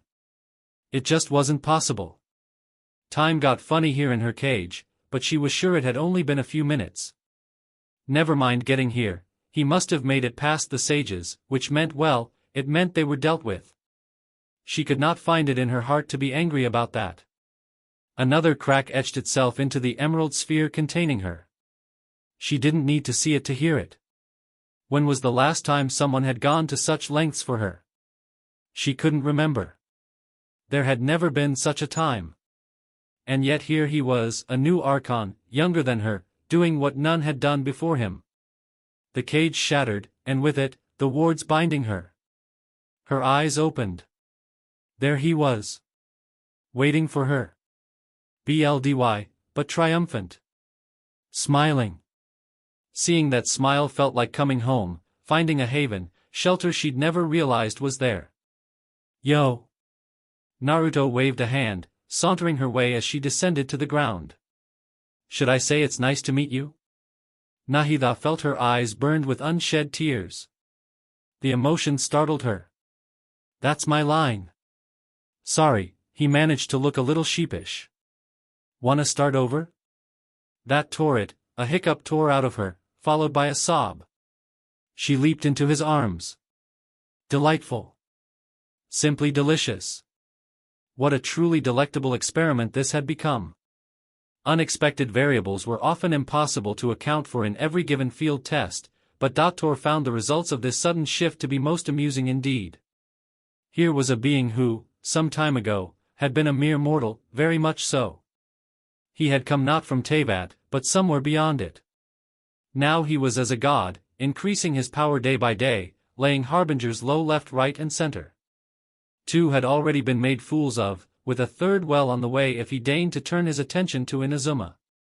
With each victory, his curiosity only grew. Now it could be denied no longer. The itch to know, to discern what he was, why, it was overpowering. The potential loss of one segment of himself would be regrettable perhaps, but he just had to see. How long would it be until he broke free from even these confines to stand above the very archons themselves and become so much more? Yes, that settled it. He had to meet him. He simply must, if only to have his answers. And so when the opportunity presented itself he acted upon it. How wonderful it was to be free. For the longest time the walls of her cage were all that Nahida had seen, all she had known, all she'd thought to ever be, never to be experienced in any meaningful fashion beyond her dreams. It was something she had thought herself at peace with, an unrequited longing that she would never see fulfilled. When one was a god, or goddess in her case, one learned to live with loss. Yet here she was. Free. How's it feel? She looked up at Naruto and squeezed his hand with a merry grin. Like so many things. The sunlight on her skin, the grass between her toes, the crisp air in her lungs, the simple act of walking through Sumeru, through her city, all these were things she'd taken for granted. She'd never thought to cherish a simple walk in the park as she did now, yet here she was, walking amongst the common folk, hand in hand with her. What was Naruto exactly? A new Archon, yes of course, but he'd taken on a more protective role since he'd first freed her from her cage. What was he? Her guardian? Her protector? Or perhaps no. Bad thoughts. Don't go there. Still, after being sealed for so long, she truly found herself enjoying her first true trek outdoors. Everywhere she looked she found familiar faces and places. It felt like coming home. Most of Sumeru didn't recognize her as their god. How would they, when she'd only been able to visit them in their dreams? But that would be changing soon, too. There was so much she wanted to see, so much she needed to do. Just thinking of it made her giddy. After so many dark days the future was finally bright. Someone clapped behind them, a hot knife searing through her thoughts.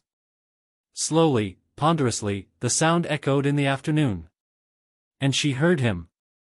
Such a touching moment. A voice like the darkest ice pervaded the air behind them.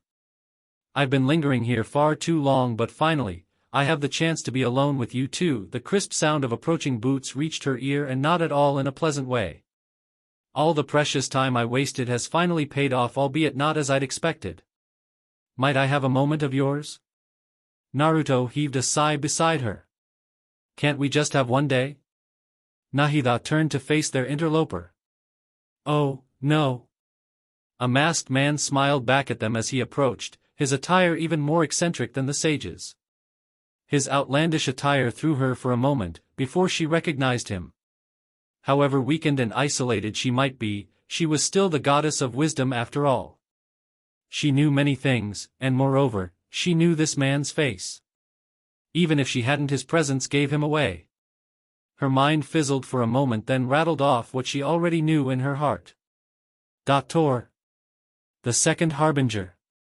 Completely and utterly beyond her. Naruto stepped forward. Oi. Don't even think about it, pal. For an awful moment, she thought he really would. Think about what? The harbinger replied. I found so little of interest among the dead sage's research until I learned of your arrival. As such, I'm here to negotiate with you.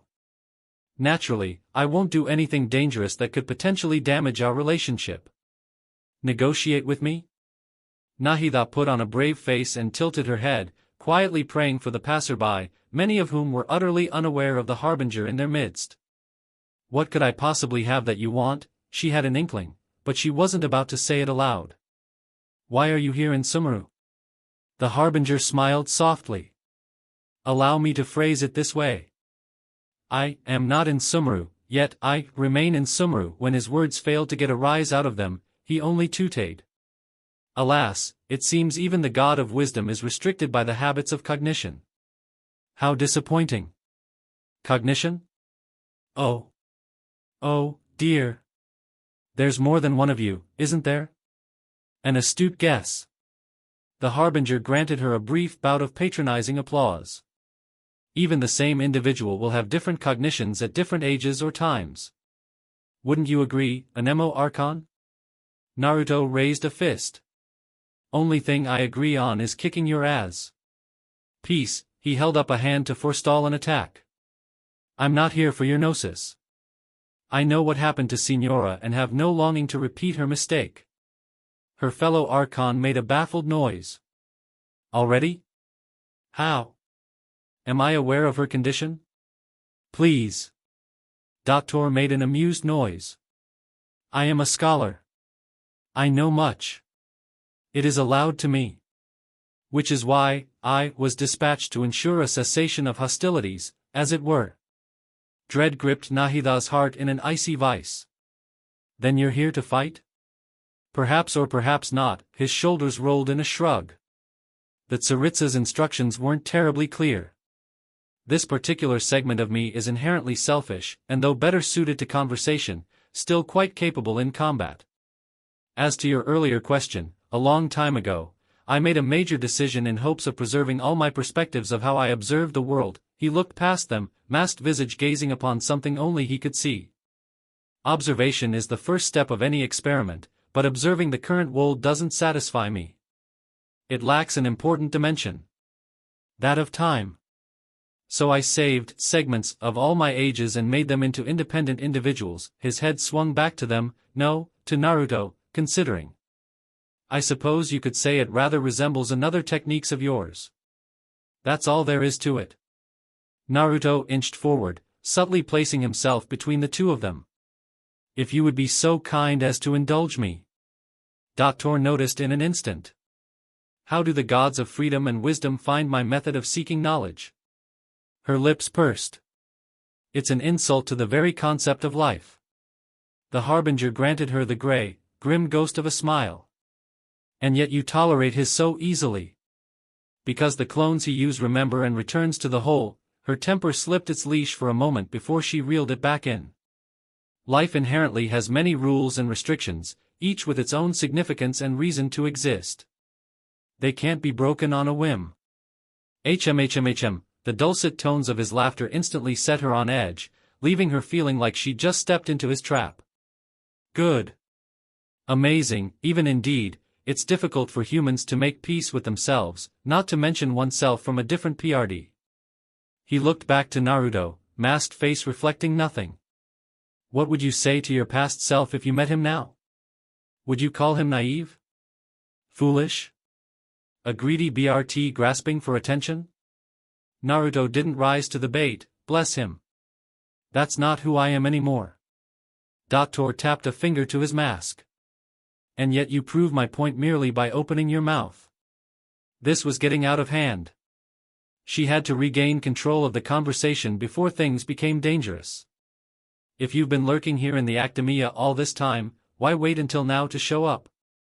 You could very well have stopped me from being freed. Simple. Let me ask you this, would any staff member ever help the subject in the midst of an experiment? Her lips parted in annoyance, but he seized the initiative from her like a leaf in the wind. Granted, it was my experiment you upended the whole of, but I was curious to see what you would do. And you certainly didn't disappoint. He looked to the BLD on the blonde's hands and smiled. Just like the Shogun's twisted toy, you two are driven by emotion. Was he really that eager to provoke a fight between the two of them? You really are crazy. Crazy? Doctor tooted at her like the child she wasn't. How rude. I'll have you know I'm first and foremost a scholar above all things. Such results should be left to the hypothetical me confront with said outcome.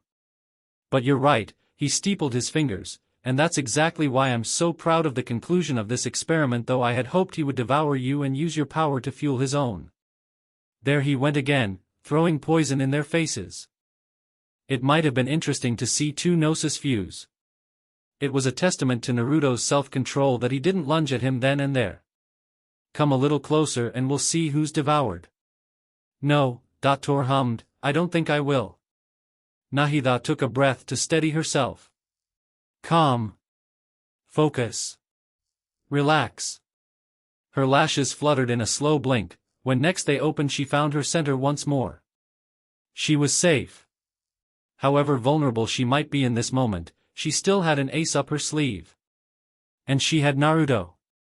Whatever this doctor intended, if he made a move towards her, he'd not escape without a fight. As an individual, you don't have any sense of belonging, doctor, and even fewer convictions than a typical scholar. How sad. Oh, no, the self-proclaimed scholar shook his head. I certainly have my own convictions. They just don't fit with your standards, that's all. All right, that's enough conversation for today. The experiment is over and it's time to tidy up the equipment. And reclaim any useful materials. For example, your gnosis. Two shadow clones appeared on either side of him in a plume of smoke, barring his passage. Curious, he prodded one with a finger. They're quite solid. Nahida hoped the warning would deter him. It did not. Come now, Lesser Lord Kusanali, the Harbinger looked back to her, and for an awful moment she could have sworn she saw the eyes behind his mask. You're an intelligent Archon. I'm sure you understand the disparity in our combat abilities at this time, but then we have you. He looked to Naruto. You are an enigma. I have less data on you than I'd like, and what little I do possess is biased. Didn't you say you were here to negotiate with us? She planted a tiny fist on her peach to regard him. It's starting to sound like you intend to take it by force, now. As ever, the doctor remained unflappable. I'm merely stating a fact. After all, I'm also a scholar. Naturally, I hope to show proper respect and dignity to the God of wisdom even in such a reduced state. Her mind fizzled. Reduced? Naruto flung out an arm. The motion rallied her. Focus. Doctor was trying to confuse her. Nahida leaned past his limb to stick out her tongue. Your hypocrisy really is built on absolute confidence, isn't it? I understand your scheme, and if I were alone, I might have fallen for it, but as you can see I'm not alone." She touched a hand to her chest, and the gnosis within. "And you failed to account for something." Doctor dared a step forward. "And what might that be?" Naruto flung out a hand, fingers splayed. "Me." The doctor grunted in surprise as the wind struck him, hurling him back into a wall. Cracks spread across the stone in a startling spiderweb behind him, yet for all that he never once cried out. People turned to look at such a sudden explosion of violence, while others fled, but Doctor remained unfazed. He stood with an effort, ran a hand through his hair and straightened up once more. For all intensive purposes, he remained utterly at his ease. And then his mask cracked. Right down that angular middle, revealing his face. In that instant, Nahida glimpsed one of his eyes. So cold. So inhuman. No, that wasn't quite right. It was almost as if he was. An arctic chill seized her very soul. Were it not for Naruto, she might have frozen then and there. Curious. Doctor adjusted his mask, concealing his face once more. "As I said, I'm not alone." She forced a smile she didn't quite feel, not after seeing the meticulous monster behind the moss. Two gnosis resonating as one, in perfect sync. Who knows what might transpire? Why, it might even awaken the heavenly principles. Doctor went still. Nahida smiled inwardly. Gotcha. It was a bluff of sorts, one she wasn't entirely sure would work. And yet. Do you dare to gamble such a possibility with me? Humph, gamble? A rare frown marred the doctor's face. How surprising. I thought you would use evidence or rigorous reasoning to prove your point. The word gamble is the last thing I expected to hear from the god of wisdom. Funny, Naruto chortled, because I gamble all the time. So it would seem. The harbinger made an annoyed noise and crossed both arms before his chest. One could argue that every experiment is a gamble. But this is a clever move. To think you'd see through me so easily. As a scholar, I respect all possibilities. This has always been my principle and is an essential trait as an experimenter. Together, the two of you might overcome me here and now. Indeed, he thumbed his chin, I can't ignore this possibility. So tell me then, what are your conditions? We have several. Naruto took the lead and she practically beamed with pride, happy to see him showing some initiative at last. Your little ceasefire, for one. We'll accept it for now. After all, Nahida chimed in, as the one who initiated this cascade of events here in Sumeru, shouldn't you pay the corresponding price? Price? He considered them curiously. Interesting.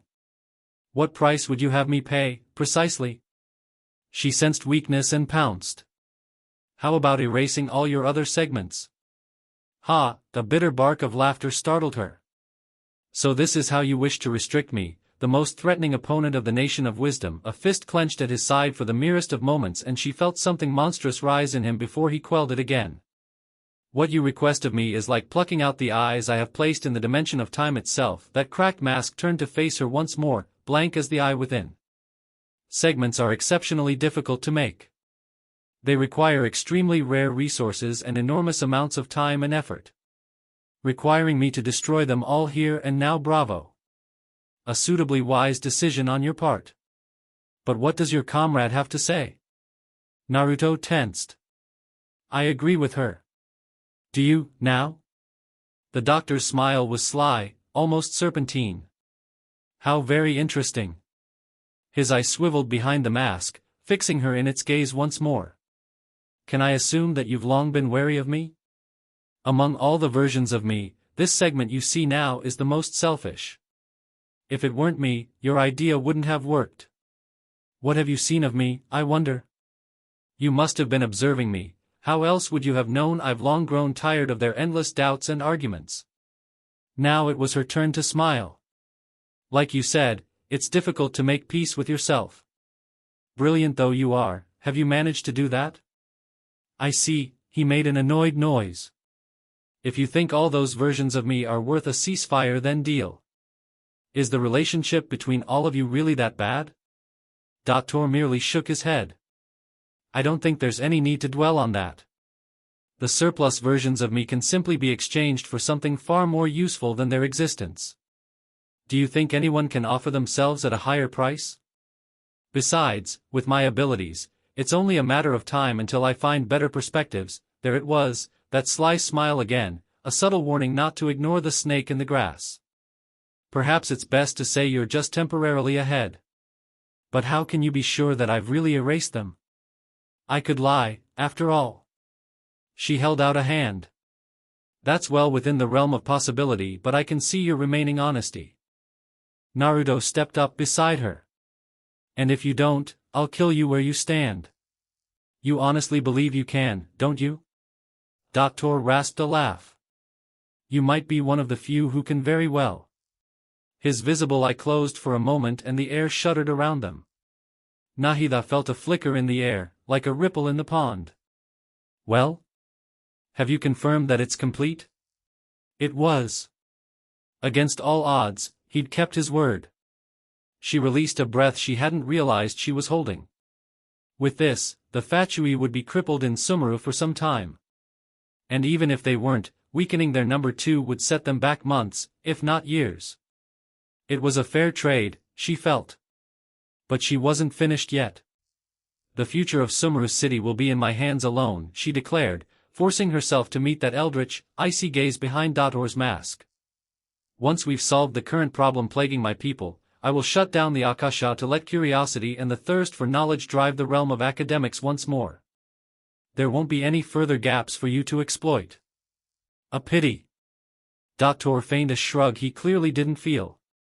It truly pains me that my academic achievements have never been appreciated in my homeland. Of course, I have no interest in being rejected by this city for a third time. And what of your gnosis? There was the ice again, creeping through her veins. She scowled at him for it. Don't be greedy, harbinger of Snezhnaya. No, came the rejoinder, this is a different transaction. If you intend to turn off the Akasha anyway once you've dealt with your problem, there's no further use for the gnosis of Sumeru, is there? She didn't dignify that with a response, and of course he took the opportunity to twist his black knife in her heart. Don't find that agreeable? Very well. Then let's think of it this way. Since you're the god of wisdom, how about I exchange some knowledge with you? His visible eye sought Naruto as well. Something that would benefit you both. A rasengan snarled in Naruto's grasp. You can take your knowledge and shove off. She was curious. What manner of knowledge? Naruto heaved a sigh. The means and manner by which to return you to your former glory. He must have seen the confusion flash across her face, because his smile grew cold indeed. The only way to do so, in fact. Or hadn't you realized? Accept it at your leisure and you'll be restored to your proper form in good time. And if, when it succeeds, you'll know that I was right. All I ask in return is your gnosis when the time comes. On that day, I will come and collect what I am owed. Is that not reasonable of me? Her head ached. Was this why they called her lesser? Had she truly been someone, before this? She didn't want to believe it, and yet. Arrogant as that is, it has piqued my knowledge. Naruto stifled his rasengan with a sigh. Dator told them his secret. And her eyes widened. Excellent. The not-so-good doctor hummed, oozing satisfaction. With negotiations, we've all gotten what we wanted. I'm very glad I got to meet you like this. And as for you, Anemo Archon, allow me to offer a piece of parting advice, from one who breaks the laws of nature, to another. Naruto made an annoyed gesture. Out with it, then. You are not from this world. Dator seemed to relish in the flinch his remark caused. Under normal circumstances, it shouldn't be possible for you to acclimatize with a gnosis so thoroughly, yet here you are, the very exception to the rule. That Barbatos truly made a fascinating creation. I doubt even he realized the gem that fell into his lap that day. Naruto didn't strike. There was no need. His stare was deadly enough. How easily you allow yourself to be shackled by others. The corner of Dator's mouth curled in a sardonic smile. It's nauseating. You've so much potential, yet you waste it twisting yourself into knots for their sake, cavorting to their whims and never your own. If you continue to do so, you'll lose everything. Nahida winced as a look of absolute murder passed across Naruto's face. Nevertheless, he held himself in check. Is that all you have to say? It is. I'll be watching your career with great interest. I'm curious to see how the other nations treat you, devourer of gods. He bowed abruptly and conjured a rush of frozen mist, summarily vanishing into it. In a blink he was gone, leaving only his parting remark behind. Nahida considered the fading haze with a sigh. Well, he's going to be a problem down the road. Maybe, Naruto shrugged, let's not worry about him for now. But the Fatui are my problem. He patted her head, and sat down beside a tree, drawing a sullen pout to her lips. You just focus on getting better. She plunked down at his side with a sigh of her own, winded. I hadn't realized how anxious I truly was until he finally left. Yeah. He leaned back against the worn oak. Bstrd reminds me of Orochimaru. And not in a good way. Orochi what? Story for later. He yawned. Sleepy now. Her brow twitched at his blasé deflection. Ignore her, would he? Fine. Two could play that game. It was her duty as his senior to keep an eye on him, after all. Her head landed in his lap as she sprawled out beside him. Naruto made a bemused noise at her antics, yet didn't protest. But he did chuckle. You're not going to let me get up, are you? No, she smacked his knee with a hand. I'm stressed. Silence stretched between the two of them. Nahida savored it, knowing it would be the calm before the storm. Naruto. Earlier, what Dator said, she creaked a green eye open to regard him. What did he mean, about restoring me? Was I really? Well, he drawled and looked away with a rueful laugh, scratching a whiskered cheek.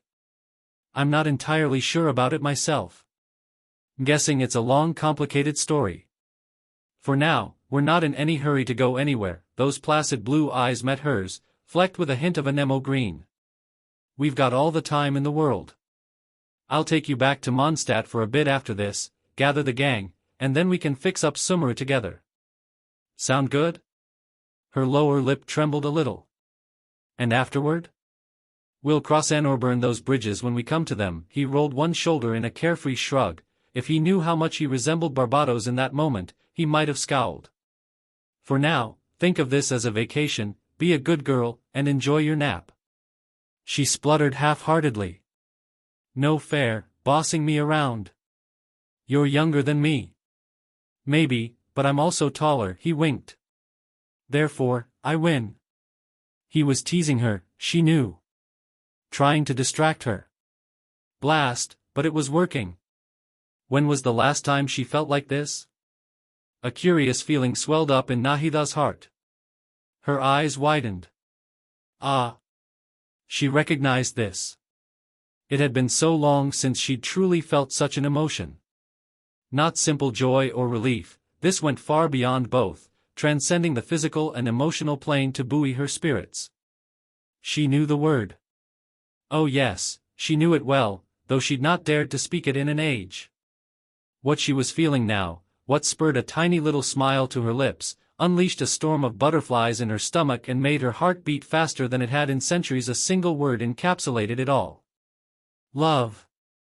Oh, dear. She'd fallen for him. Could gods fall in love? Was it allowed? Will you, she gulped, still be here, when I wake up? He ran a gentle hand through her hair. As long as you like. A delicate yawn parted her pale lips. That might be a while. The new Archon only hummed. Then I'll stay with you until you're content. Her heart hitched at the thought of him ever leaving. What happens if I'm never content? He laughed, utterly unaware of the enormity of what she was asking. Then I guess I'd better get comfortable, eh? It would do. Right now she just wanted to cuddle down with him and nape together in the shade. A tiny giggle fled from her lips. I think I'd rather like that. Her piece said. Nahida finally closed her weary eyes. Naruto did the same, his breath evening out. And if he held her close she didn't mind. Sleep came all too quickly. Sumeru was starting to feel like home. Perhaps it was the people. Mayhaps it was all the nature, reminding Naruto of home back in its heyday. Maybe he was just missing Konoha and seeing so many people, many of whom reverently bowed to him and offered proper praise, in one place had his head hearkening back to simpler times. Sometimes the answers you're looking for aren't at the intended destination, sometimes you find them along the way. And perhaps he had. He enjoyed the attention, enjoyed walking about with Nahida, enjoyed just being himself. He was still curious about Liyue and Inazuma, to say nothing of Fontaine and Natlan, and of course he had to pay Snezhnaya a visit as well. Make sure those blasted Fatui learned their lesson once and for all. But for now, those were journeys for another day and he found himself enjoying his time at here in Sumeru more than he did Mondstadt. He'd sent a runner back that way, a trio of shadow clones laden with gifts and a letter explaining his absence, promising to return soon, but for now he found himself hard-pressed to leave just yet. After all, he hadn't even seen half of everything here. Then there was the matter of his passenger. He wasn't talking about Kurama. Oh my goodness, a familiar weight swayed on his right shoulder, fingers gripping tight. I'm still not used to this. He flicked her a bemused glance as he skirted a food stall. You're the one who wanted to ride on my shoulder. She pinched his cheek. It's not my fault I'm small and tire easily. He hummed and paused to bow to a passing mercenary. I'm not used to walking this much just yet. He couldn't but smile at that. And besides, you're comfortable. Excuses, but he was content to let Nahida make them for now. No one had truly recognized her as of yet, but he knew it was only a matter of time. Anyone who'd seen a statue of the Seven would recognize the diminutive little fairy dwelling upon his shoulder sooner or later. She was already drawing her fair share of glances. It was inevitable. Until then he'd enjoy the peace while they had it. Have you thought about what that sneaky BSTRD said? I don't know, the tiny Archon palmed her face with a sigh. In the end I'm just the moon. The real sun is long gone. Until she peeks her head out behind the clouds, he retorted. She looked away. But what if the sun's feeling shy? He flicked her forehead briskly. Ow, she recoiled. Why? Told you to stop beating yourself up. He snatched up a piece of fruit, paid his dues, and shoved it in her face. I'm not beating myself up, she groused between bites like the child she currently was. All I did was rationally observe the distance between myself and a real Archon. He chortled a little. And you still know more than me. That's different. She took one last bite and swallowed, polishing off the last of her impromptu meal. I'm the god of wisdom that I'm supposed to know things. But knowledge isn't always power. Then we fix that. Today. It's not so simple, my Archon. Naruto's brow shot into his hair. Your Archon? Nahida's little face turned a remarkable shade of red. No, it's nothing. Never mind. No. No self-doubt. Such was unacceptable. Scowling, he prepared to poke her again. Okay. Nahida clutched both hands over her forehead and leaned back as far as she could without falling off his shoulder. I give up. Don't do that again. No need to bully me. It's not bullying if it helps you become a better person, he countered. Think of it like helping a flower bloom. That's fair, I suppose. Analogies are wonderful tools, she hummed a little that, briefly sounding wise beyond her years. They let you use existing knowledge to understand unfamiliar things. Speaking of unfamiliar things, you mentioned dismantling the Akasha. How do you intend to do that? He glanced at a young couple passing by, each bearing the signature green symbol of Sumeru's greatest creation upon their right ear. Aren't people using it?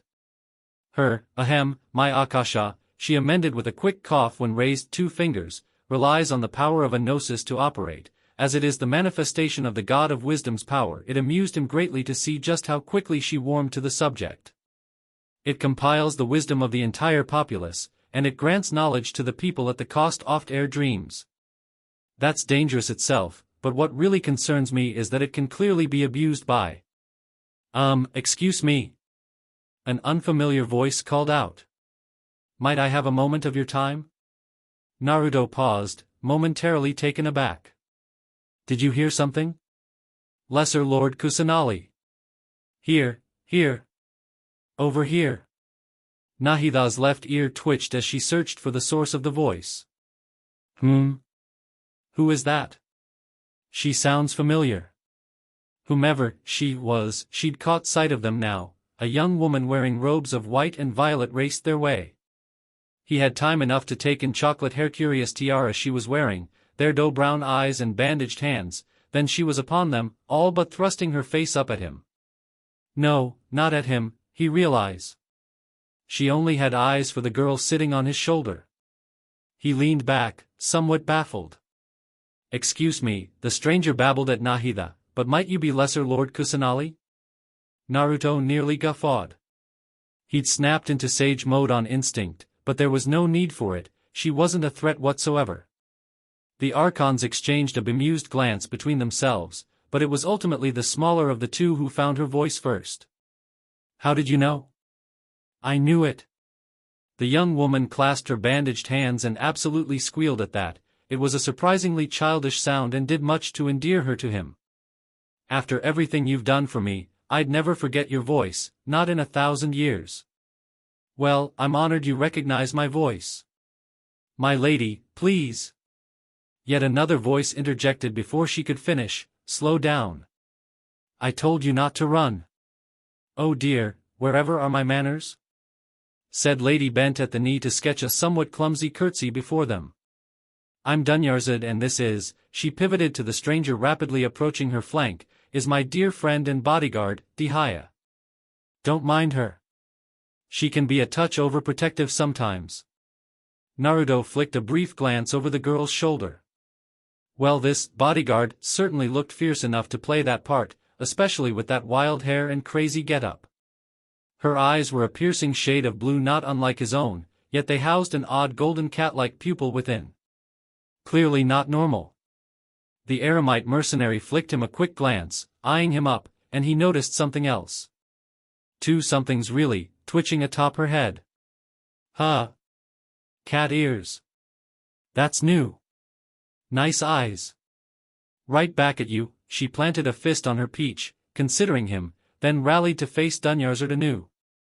My lady, you mustn't get too excited. Your condition. Nahida made a sad noise at that. Curious. He filed it away for later even as the eccentric girl rounded on her SCRT once more.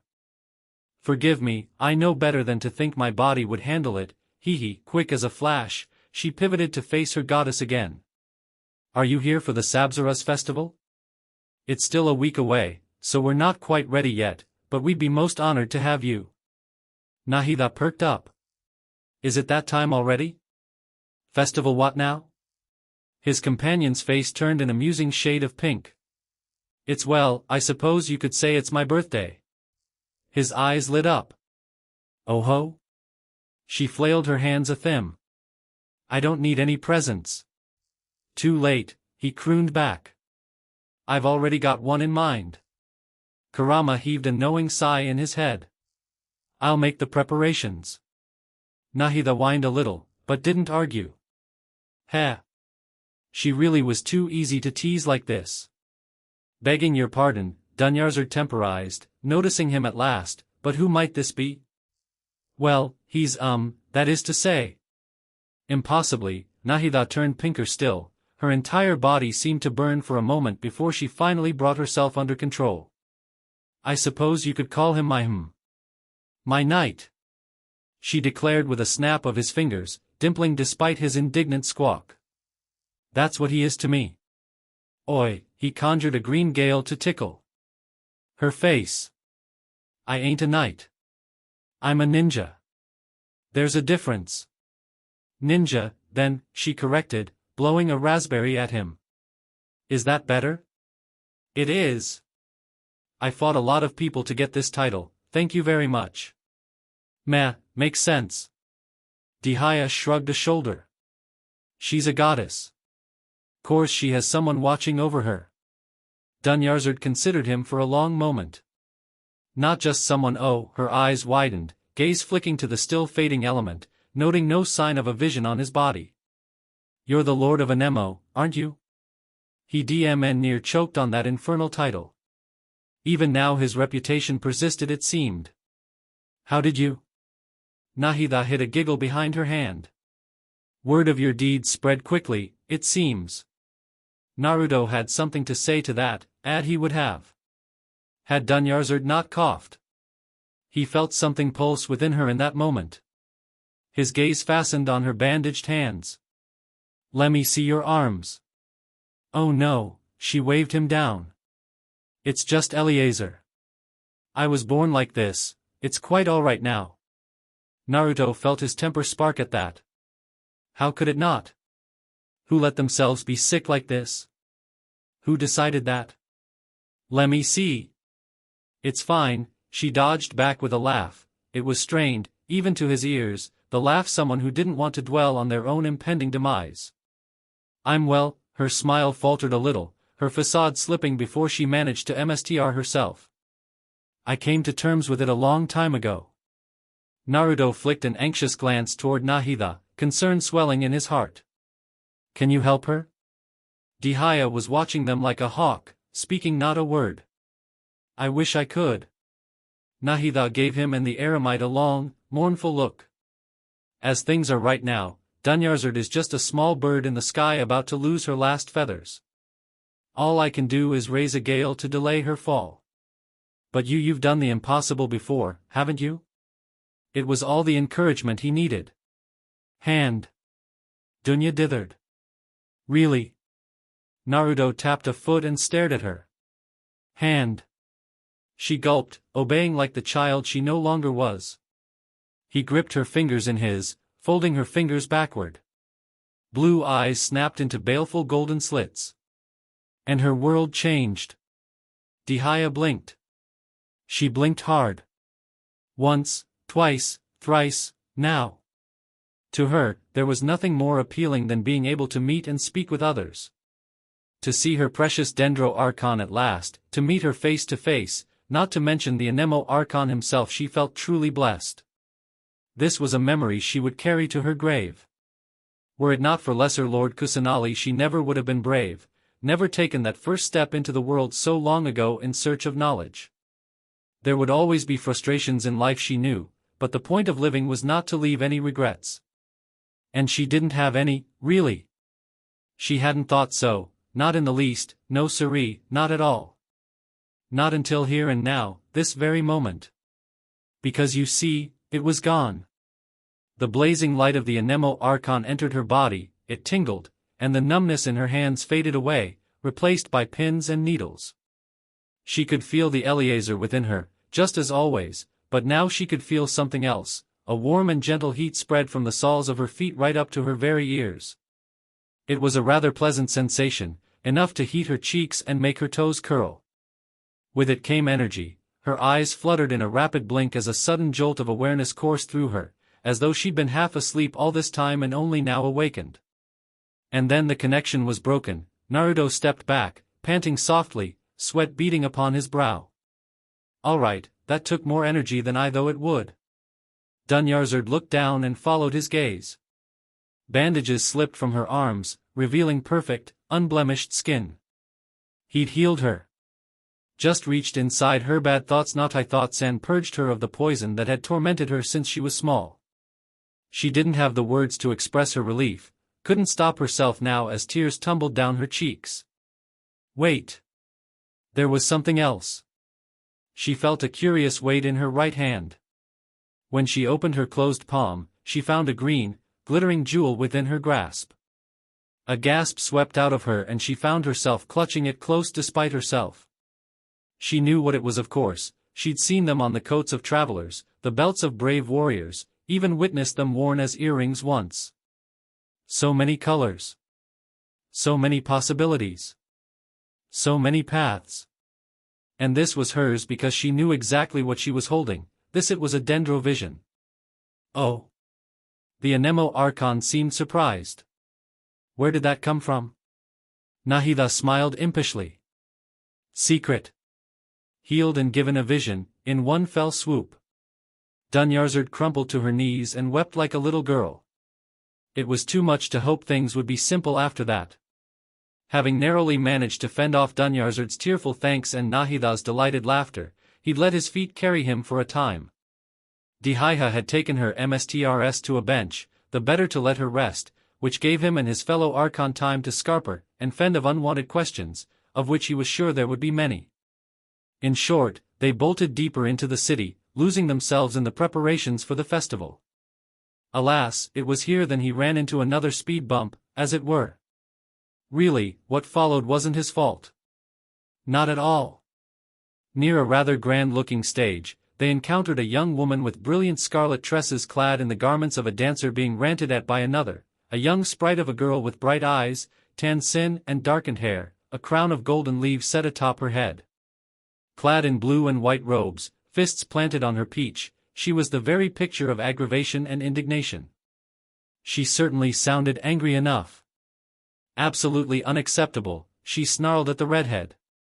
The Grand Sage would never approve of this. The law also prohibits the private hosting of large-scale religious festivals. Only the academia can host such an event. If you continue to resist, I'll have to order an investigations into every single even organizer. Is that what you want? The performer wilted beneath her diatribe. No, but... arts, dance, festivals?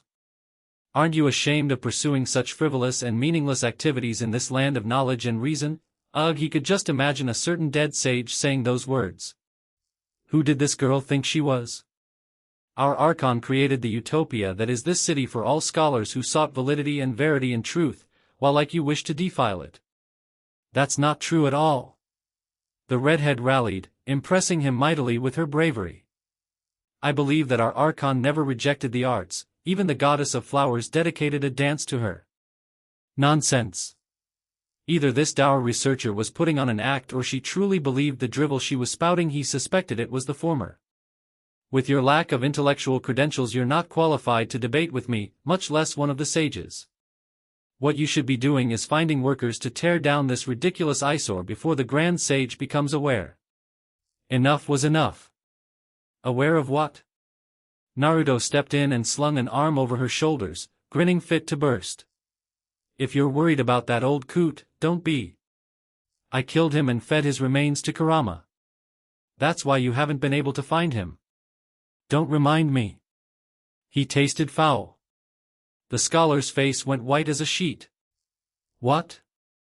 Oh yes, Nahida chirped, utterly unfazed by the mundane mention of murder. He's quite dead. Him and his cronies. I wasn't aware Naruto missed one. That's the thing, he leaned closed, teeth flashing in the light. I'm fairly certain I didn't. You wouldn't happen to be one of Azar's pets, would you? And no, she flailed with a splutter. I'm just a part of his entourage. I never liked him anyway. His brow furrowed. He'd never gotten her name. And who are you? Cetaria. Cetaria, his head bobbed, grin never fading. That's a nice name. Do you want to live? Her head bobbed up and down frantically, rather reminding him of a eat. Good girl, he squeezed her shoulder. Now get. Cetaria needn't be told twice. She got. Miss Nilo, was it? He turned to face the dazed dancer she'd accosted, only now noticing her beauty for the first time. By all means dance to your heart's content in the upcoming festival. This city is going through, well, I suppose you could call them growing pains. Nahida shared a laugh with him as he continued. But you needn't worry about the academia any longer. Please excuse any hiccups you may encounter. I'm looking forward to seeing your dance. She flashed him a dazzling smile and bowed, the very picture of grace. Thank you, Lord Archon. Naruto felt something hitch in his chest. It was an all too familiar feeling. Why did he have such a weakness for redheads? Sumeru was changing. For better or for worse, Nilo couldn't be entirely certain, only that it was. Even now she struggled to wrap her head around it all, such was the speed with which her world had been altered. It felt like only yesterday that the Grand Sage himself had come down from the academia to harass her and the other performers in the Grand Bazaar, threatening them with censure or worse if they didn't disband before next month's Sabzara's festival. She'd felt so small then, so utterly defeated, all her arguments made meaningless before his rigid dogma. Now he was dead. Dead, devastated, denied, desiccated, destroyed, and many other words that began with the letter D. There had been no trial, no judgment, only summary execution. Nilo wasn't quite sure how she ought to feel about such a sudden demise. On the one hand Azar been an awful man and she was glad to be rid of his ilk, but on the other she was a gentle soul, one who didn't delight in death and disliked killing as a general rule. Perhaps he deserved his untimely end. Perhaps not. That was for the Archons to decide, not her. Although after hearing the gods of Anemo and Dendro read out a long and lengthy list of the man's crimes before the academia, she found herself leaning toward the latter. Insurgency and treason against Sumeru's Archon and crimes against the state were bad enough, not to mention human trafficking and inhumane extermination, but the intent to sacrifice their own god to a new one? Heresy wasn't a big enough word for what the people felt. Not even blasphemy could suffice. How could one possibly plot against such a pure being like Lesser Lord Kusanali? It was just wrong. To that effect, they didn't just destroy the former Grand Sage, but rather ruined Azar's reputation for all of Teyvat to see. Now all of Sumeru would remember him and his cronies as the great betrayers forevermore. Some like Cetaria had shown contrition and been spared due to their relative lack of knowledge on this, but such instances were few and far between. The sage's scheme had run deep, as such the rot must be excised. Execution and exile became commonplace as each and every traitor was ripped out of the academia, root and stem. Try as she might, Nilo couldn't bring herself to feel bad for them. Sumeru's long-lost god of wisdom had returned, and while her mercy was great, the Anemo Archon was not so kind to her betrayers. That said, he was perfectly pleasant to most everyone else, herself included. Nilo prided herself on remembering every last little detail about anyone, even if it sounded completely trivial. As such, she liked to help out wherever she could, if only because everyone else here took such good care of her. It made her feel impossibly guilty sometimes. Such were her feelings toward the current Anemo Archon. Naruto Uzumaki had swept into Sumeru like an orange maelstrom and turned everything on its head. With his declaration, the Zubair Theater need never fear closure ever again. Surely that was worth a little chaos? At first she felt like she owed him something for that, like she was indebted to him, so much so that she found herself thinking of ways to repay him. It took her some time to realize that by simply observing him, or rather listening to what he had to say, she could save herself both time and a headache. So she did just that, and by doing so, her eyes were opened, in more ways than one. The Anemo Archon was an enigma to most. He'd taken Sumeru by storm, upheaving centuries of tradition to return their Archon to them, summoned the General Mahamatra back to the city and clapped him on the back, much to Sino's confusion, and swiftly set about making so many reforms that it threatened to make her head spin. Yet did he demand praise? Nope. Tribute? Not here. Adulation? Not a once. Any compliment paid unto to him was swiftly redirected to Lesser Lord Kusanali. She was so small, so adorable, so cute, whom he seemed quite intent on protecting, watching over her the smaller Archon like a smiling shadow. Always encouraging her, urging her on, never once contradicting her as she spoke with her people. Even now she could scarcely believe her eyes and ears. How could one man be so humble? He truly was one of the bravest, kindest, most passionate people she'd ever met. Even if he could be a little scary sometimes. Sharif, was it? The Archon's voice drew her back to reality, causing her to pause in her preparations for the festival. You're starting to annoy me. No, you can't speak to Nahida right now. As I said, she's sleeping. She dared to peer over the stage and sneak a peek as she heard his voice rise. It's me or nothing. Now what do you want? It is not so much what I want as what I need. Nilou's heart sank into her stomach. Oh, no. She'd forgotten all about Inaya's father. If there was anyone remaining in the academia who could see them shut down, it was Inaya's father. The man seemed to hate them almost as much as he did his disappointing daughter. Naruto scoffed suddenly, responding to something she'd missed. Shut down the theater. What? The scholar sputtered and adjusted his glasses. Lord Archon, I beg your pardon, but this theater is worse than a distraction. He flung up an arm at the stage above them. It is an eyesore, an insult to the very notion of the academia. It must be closed down at once. Nope, the Archon smacked his lips and shook his head in blatant dismissal. Not happening. Go write an essay or something if it bothers you that much. Inaya's father sputtered with all the indignation of a scholar who didn't know how to have fun. Do you have any idea who I am? An annoyed blonde brow rose. A pain in my ass is what you are. You dare? The Dendro Archon shall hear of this. Oh, I'm sure she will. Now get out. A swift kick to the posterior sent him sailing out the bazaar, to the delight of many. Nilou hid a small smile behind her hand, then joined in the applause that followed. Yes, things were changing. She wondered if he'd share a dance with her when the festival began. Paimon was Paimon. Simple, right? She liked simple, because simple was good. She'd be the first to admit she wasn't the sharpest crayon in the box. Was that the right saying? But even. She could see that something was going on in Sumeru, something big. She wasn't sure what exactly, but it was something. It made her want to rush ahead of the others and fly there herself, but she couldn't do that because there were monsters and she was just a poor little Paimon. Naruto was doing things. Changing things. Helping people. That was good. Really, it was. She just wished he was doing it with her. He'd kept his word and sent a bunch of shadow clones right back, but it wasn't the same. They were all distracted at the moment, and they weren't him. Still, they were getting closer. She could see the city from here. It would be great to see him again. She couldn't wait. Sino was wary. Not by nature, but practice. Alright, maybe a little bit of nature on his part. But could one blame him?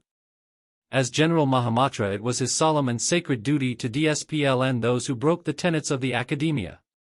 He was the one who meted out justice, punishment when necessary. It was he who commanded the rest of the Matra and kept them to their tasks, preserving peace and order in Sumeru. Azar believed otherwise. The power of the General Mahamatra is granted by the sages. You have no right to judge us. Those were his words, his dismissal.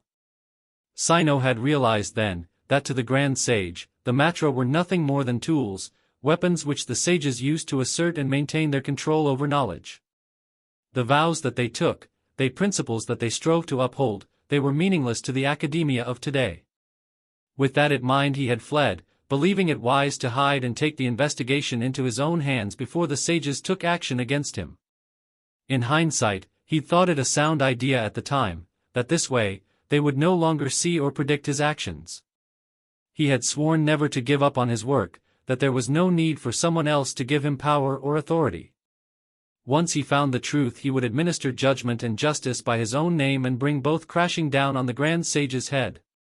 But none of that mattered now. Because you see, Azar was dead. Him and his conspirators, slain in a single night, reduced to bldy puddles upon the floor. With their deaths, their minions were rounded up, exiled and executed wholesale. In the wake of this chaos had been invited back to the city by the Dendro Archon herself and, if word was to be believed, she had another Archon guiding her. He hadn't wanted to believe it at the time, it all seemed too good to be true. But then he'd met the man, God, and things changed. So yes, Sino was wary or had been. He was not El-Haytham, he did not live to seek wisdom for wisdom's sake. He was a warrior. He knew how to fight. He knew the look of a liar, and when he'd met the Archons, neither of them had such a look when he finally met them. Quite the contrary, they were all too happy to welcome him back with open arms. Better yet, they were true to their word and reinstated his position with full honors. Then they let him loose on the academia. He had cleansed much corruption these past few days. Many scholars been exiled, others executed, more jailed for their offenses. Azar's corruption ran deep. For a time, the halls ran rather scarce of scholars until the doors of the school were flung wide open, allowing a plethora of new students to apply and refill their ranks. Each were thoroughly vetted by him personally, and though dark rumors of him abounded, Sumeru flourished. Not once did Lesser Lord Kusanali reprimand him for his work. The Anemone Archon had even clapped him on the back and thanked him. It baffled him. Had their gods truly been among them this entire time? If so, he would gladly serve them for the rest of his days. A distant clatter claimed his attention. He looked up from sharpening his spear and found one of his matra was escorting a thoroughly battered, bruised, and bespectacled man with brown hair. Judging by the state of his glasses, he looked like he'd run face first into a wall. He vaguely recalled his name. Sharif, was it? Poor Bstrd must have crossed the Anemone Archon. Naruto was a kind man, but merciless to his enemies. This fool should count himself lucky he still had his fingers. He tilted his head to regard the surly scholar. Another one for the cells, then? His subordinate saluted happily. Yes, sir. Sino hid the ghost of a smile. There was work to be done. And work was good. I had a lovely dream last night. Naruto rolled over in his cot, mildly amused to find Nahida sitting on his chest, green eyes sparkling in the early morning light. She just planted herself there and pinned him down like he were some sort of human chair. Lucky for her he was too comfortable to move right now, or he'd give her a tickle attack she'd not soon forget. Kurama snorted at him for his laziness. Softy. Hey, hey. Don't ruin my rep. Soft tie. Mildly bemused, he turned a weather eye to the pale goddess currently perched atop his heart. Did you now? She nodded, then launched into a colorful explanation. I was sighting in the middle of a flower terrace and everyone in the city was holding hands as they danced round it and around, and they looked really happy. Oh, she snapped her fingers, recalling something else.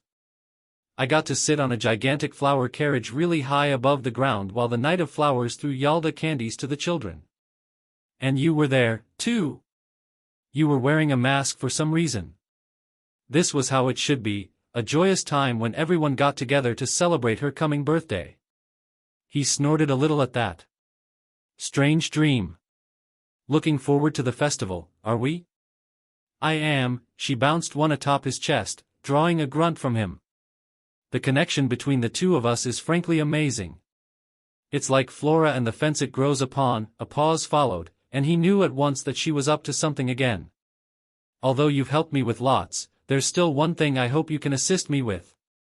He had an inkling and frowned. Nahida, no. You have to go outside today. The people need to see you. Ah.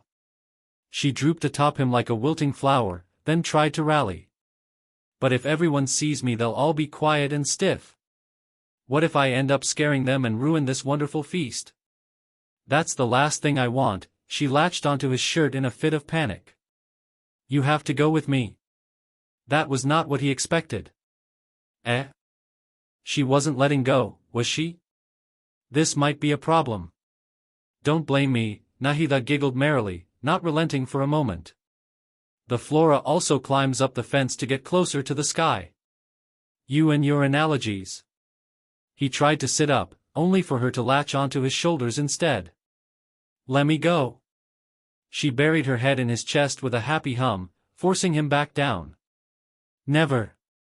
Well, darn. Seemed he wouldn't be getting up any time soon. Naruto sank back against the headboard with a sigh and absently steadying the little goddess against his knee, one hand to her back as a father might hold a young child. He was under no such illusion. Despite her young appearance, he knew full Nahida was older than him, eclipsing him by centuries. Oddly enough, the thought brought him some small comfort. They're calling you the hero who managed to rescue a god, she prodded his ribs with a finger. I'm quite fond of that, it not only explains your identity, but also serves as a witness to your relationship with me. Relationship, eh? He wasn't quite sure what theirs was just yet, but he was willing to wait until she regained her true form before he tried. Anything. Wouldn't do to be untoward. If she wanted to cuddle for now, however, then he'd not stop her. Will you stay a while? He looked back down and found those guileless green eyes seeking his once more. Things are going to be busy for a while with the approaching festival. We only have 2 of the 6 sages remaining as well, and I need to oversee their replacements personally, not to mention the matter of Irminsul. My friends should be arriving any day now, he replied. They might be able to help speed things along. Then he saw her smile. Or was that your intent all along? Her small smile became decidedly impish. May babe? I'm also curious to meet your other paramours. His face went red. Greedy girl. She really wanted to keep him here, didn't she? Greed is like wisdom. Such is life, and such is humanity, she sniffed before launching into another analogy. Or was it a metaphor? He couldn't tell. Whoever has tasted the joys and sorrows of life in the human realm is human. Whoever has loved and lost, cried with grief, howled with rage at the tragedy of death that eclipses the miracle of life, they are human too. And speaking of living, her brow furrowed as she turned a very cross look upon him. We need to talk about what you did yesterday. Whoa, hey, he raised a hand to ward off her sudden fit of temper. Why are you looking at me like that? You know why. Eliezer is a manifestation of the withering on the human body, and we can only cure it by finding a way to take care of Irminsul's own withering. However, she moved a finger into his chest. What you did was dangerous. Effective, yes, but dangerous all the same. You mustn't try that again. Why not? If he could heal people, it stood to reason that he should, and he said as much. For some reason, that seemed to make Nahida terribly sad. Naruto, you took the Eliezer into yourself and neutralized it. How many times can you do that before you contract the disease itself? He lifted his chin, defiant. I won't catch it.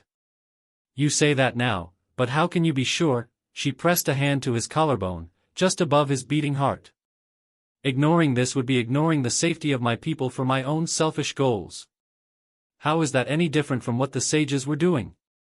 Fine. He tried to argue out of habit, then paused. I won't say I'll stop, but I will be careful, of course. He didn't hesitate to change the subject where he could. Look at you, being all clever and wise, he mussed her hair with one hand, drawing a wine from her. Spoken like the true goddess of Sumeru. She flushed at that, her pale face turning a deep rosy red as she squirmed atop his knee. Stop that, you're embarrassing me. Together they settled back down in comfortable silence, content to bask in the morning sun. He knew it could last. They were both far too energetic to remain quiet. Are we really going to take Dator's advice? Maybe. Nahida squirmed a little, looking like she wanted to crawl into his lap, then thinking better of it. We're in the dark as of now, since we still don't know anything about the Fatsui's goals. Any rash move might tip them off and lead to terrible consequences. There might be a reason they want me to regain my former self. Then again, there might not. You've given this a lot of thought, haven't you? She puffed out her cheeks in an adorable pout. Thinking is what I do. His brow furrowed, recalling something. Is that why you gave Dunyarzer that vision after I healed her? Nahida hid a giggle behind a small hand. What can I say? I've always liked observing all kinds of people, and she stood out in the crowd. As for giving, well, she touched a finger to her chin, briefly sounding far older than she looked. Well, it's not quite that simple. There are other rules involved that you don't know about, but suffice to say intent is one of the key concepts. Intent? Key concepts? His world spun a little at that. Ha! You'll understand someday. Now it was her turn to pat his head. I'm sure you've already handed out at least one vision without even realizing it. A continent away, Teppei sneezed. And in sneezing, he accidentally conjured a storm. Laughing nervously, scratched the back of his head and regarded the light green vision hanging from his belt. You've really put a lot of thought into this, haven't you? He, her smile was contagious. It's my duty to protect Sumeru's citizens after all. Think of it like this, she held up a finger, lecturing him anew. See, this is why wisdom alone cannot answer all questions. We look, we see, and we comprehend, but the question still troubles us. In the end, the answer is not everything. People yearn to find the truth and then conquer the troubles they face. But when you give someone the truth, you give them a chance to choose their own destiny, and the freedom to use it. Correct. She beamed at him and gave his hand a squeeze. Well done. Never forget that even when we walk beneath dark clouds, along a road filled with suffering, the light of wisdom is always guiding us toward a better destination. Changing the world, changing the past, changing the fate of other people, these are not easy things to accomplish. Even so, I'm gonna try. Nahida laughed and cuddled closer. I'm sure you will, my Archon. I'm sure you will. Curiosity often proved to be the most dangerous thing in Sumeru. Be it academics or knowledge, everything had its boundaries. If those lines were crossed, the rules and order that governed everything in the world would be destroyed. He'd lived his life according to that philosophy and it had served him well for now. But here it was as if a miasma of misery had been lifted from the academia. Curious. Even from here, he could see the festivities being prepared, hear the voices raised in merriment. Just what had changed while he was away? He was both a scribe and scholar. He had to see the truth. He simply must know. Scaramouche seethed. He didn't want to, but he just couldn't help himself. The knowledge of his failure raged in his brain, rich with mockery, drenching his every thought in dark shadows.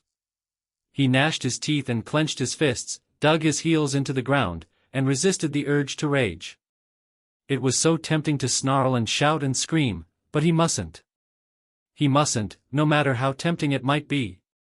Instead, he turned his fury on the four before him. What do you mean the plane failed? He nearly choked on the words. We've barely begun. Just so. Doctor replied. Azar and his allies are dead. You're certain? Quite so. The ghost of a smile quirked his visage as he reclined in the seat opposite him. The Tsaritsa has ordered me to cease any and all aggressive actions against the Dendro and Anemo Archons at this time. But the same cannot be said for other parties. TCH. He could see what the BSTRD was getting at. He wasn't stupid, no matter what that good-for-nothing doctor might think. If that DMN doctor wouldn't help him with his plan, he would find a way of his own. He had to. He must. If only to rid himself of this human filth in his chest. He would be purified. Free. So alright folks, that's all for today. Stay tuned for part 4. Do subscribe, like and share for more such videos. Also check out the story and author NeonZangetsu on FANFICTIONnet. Press the bell icon to be notified first on release. See you in the next video. Till then, goodbye.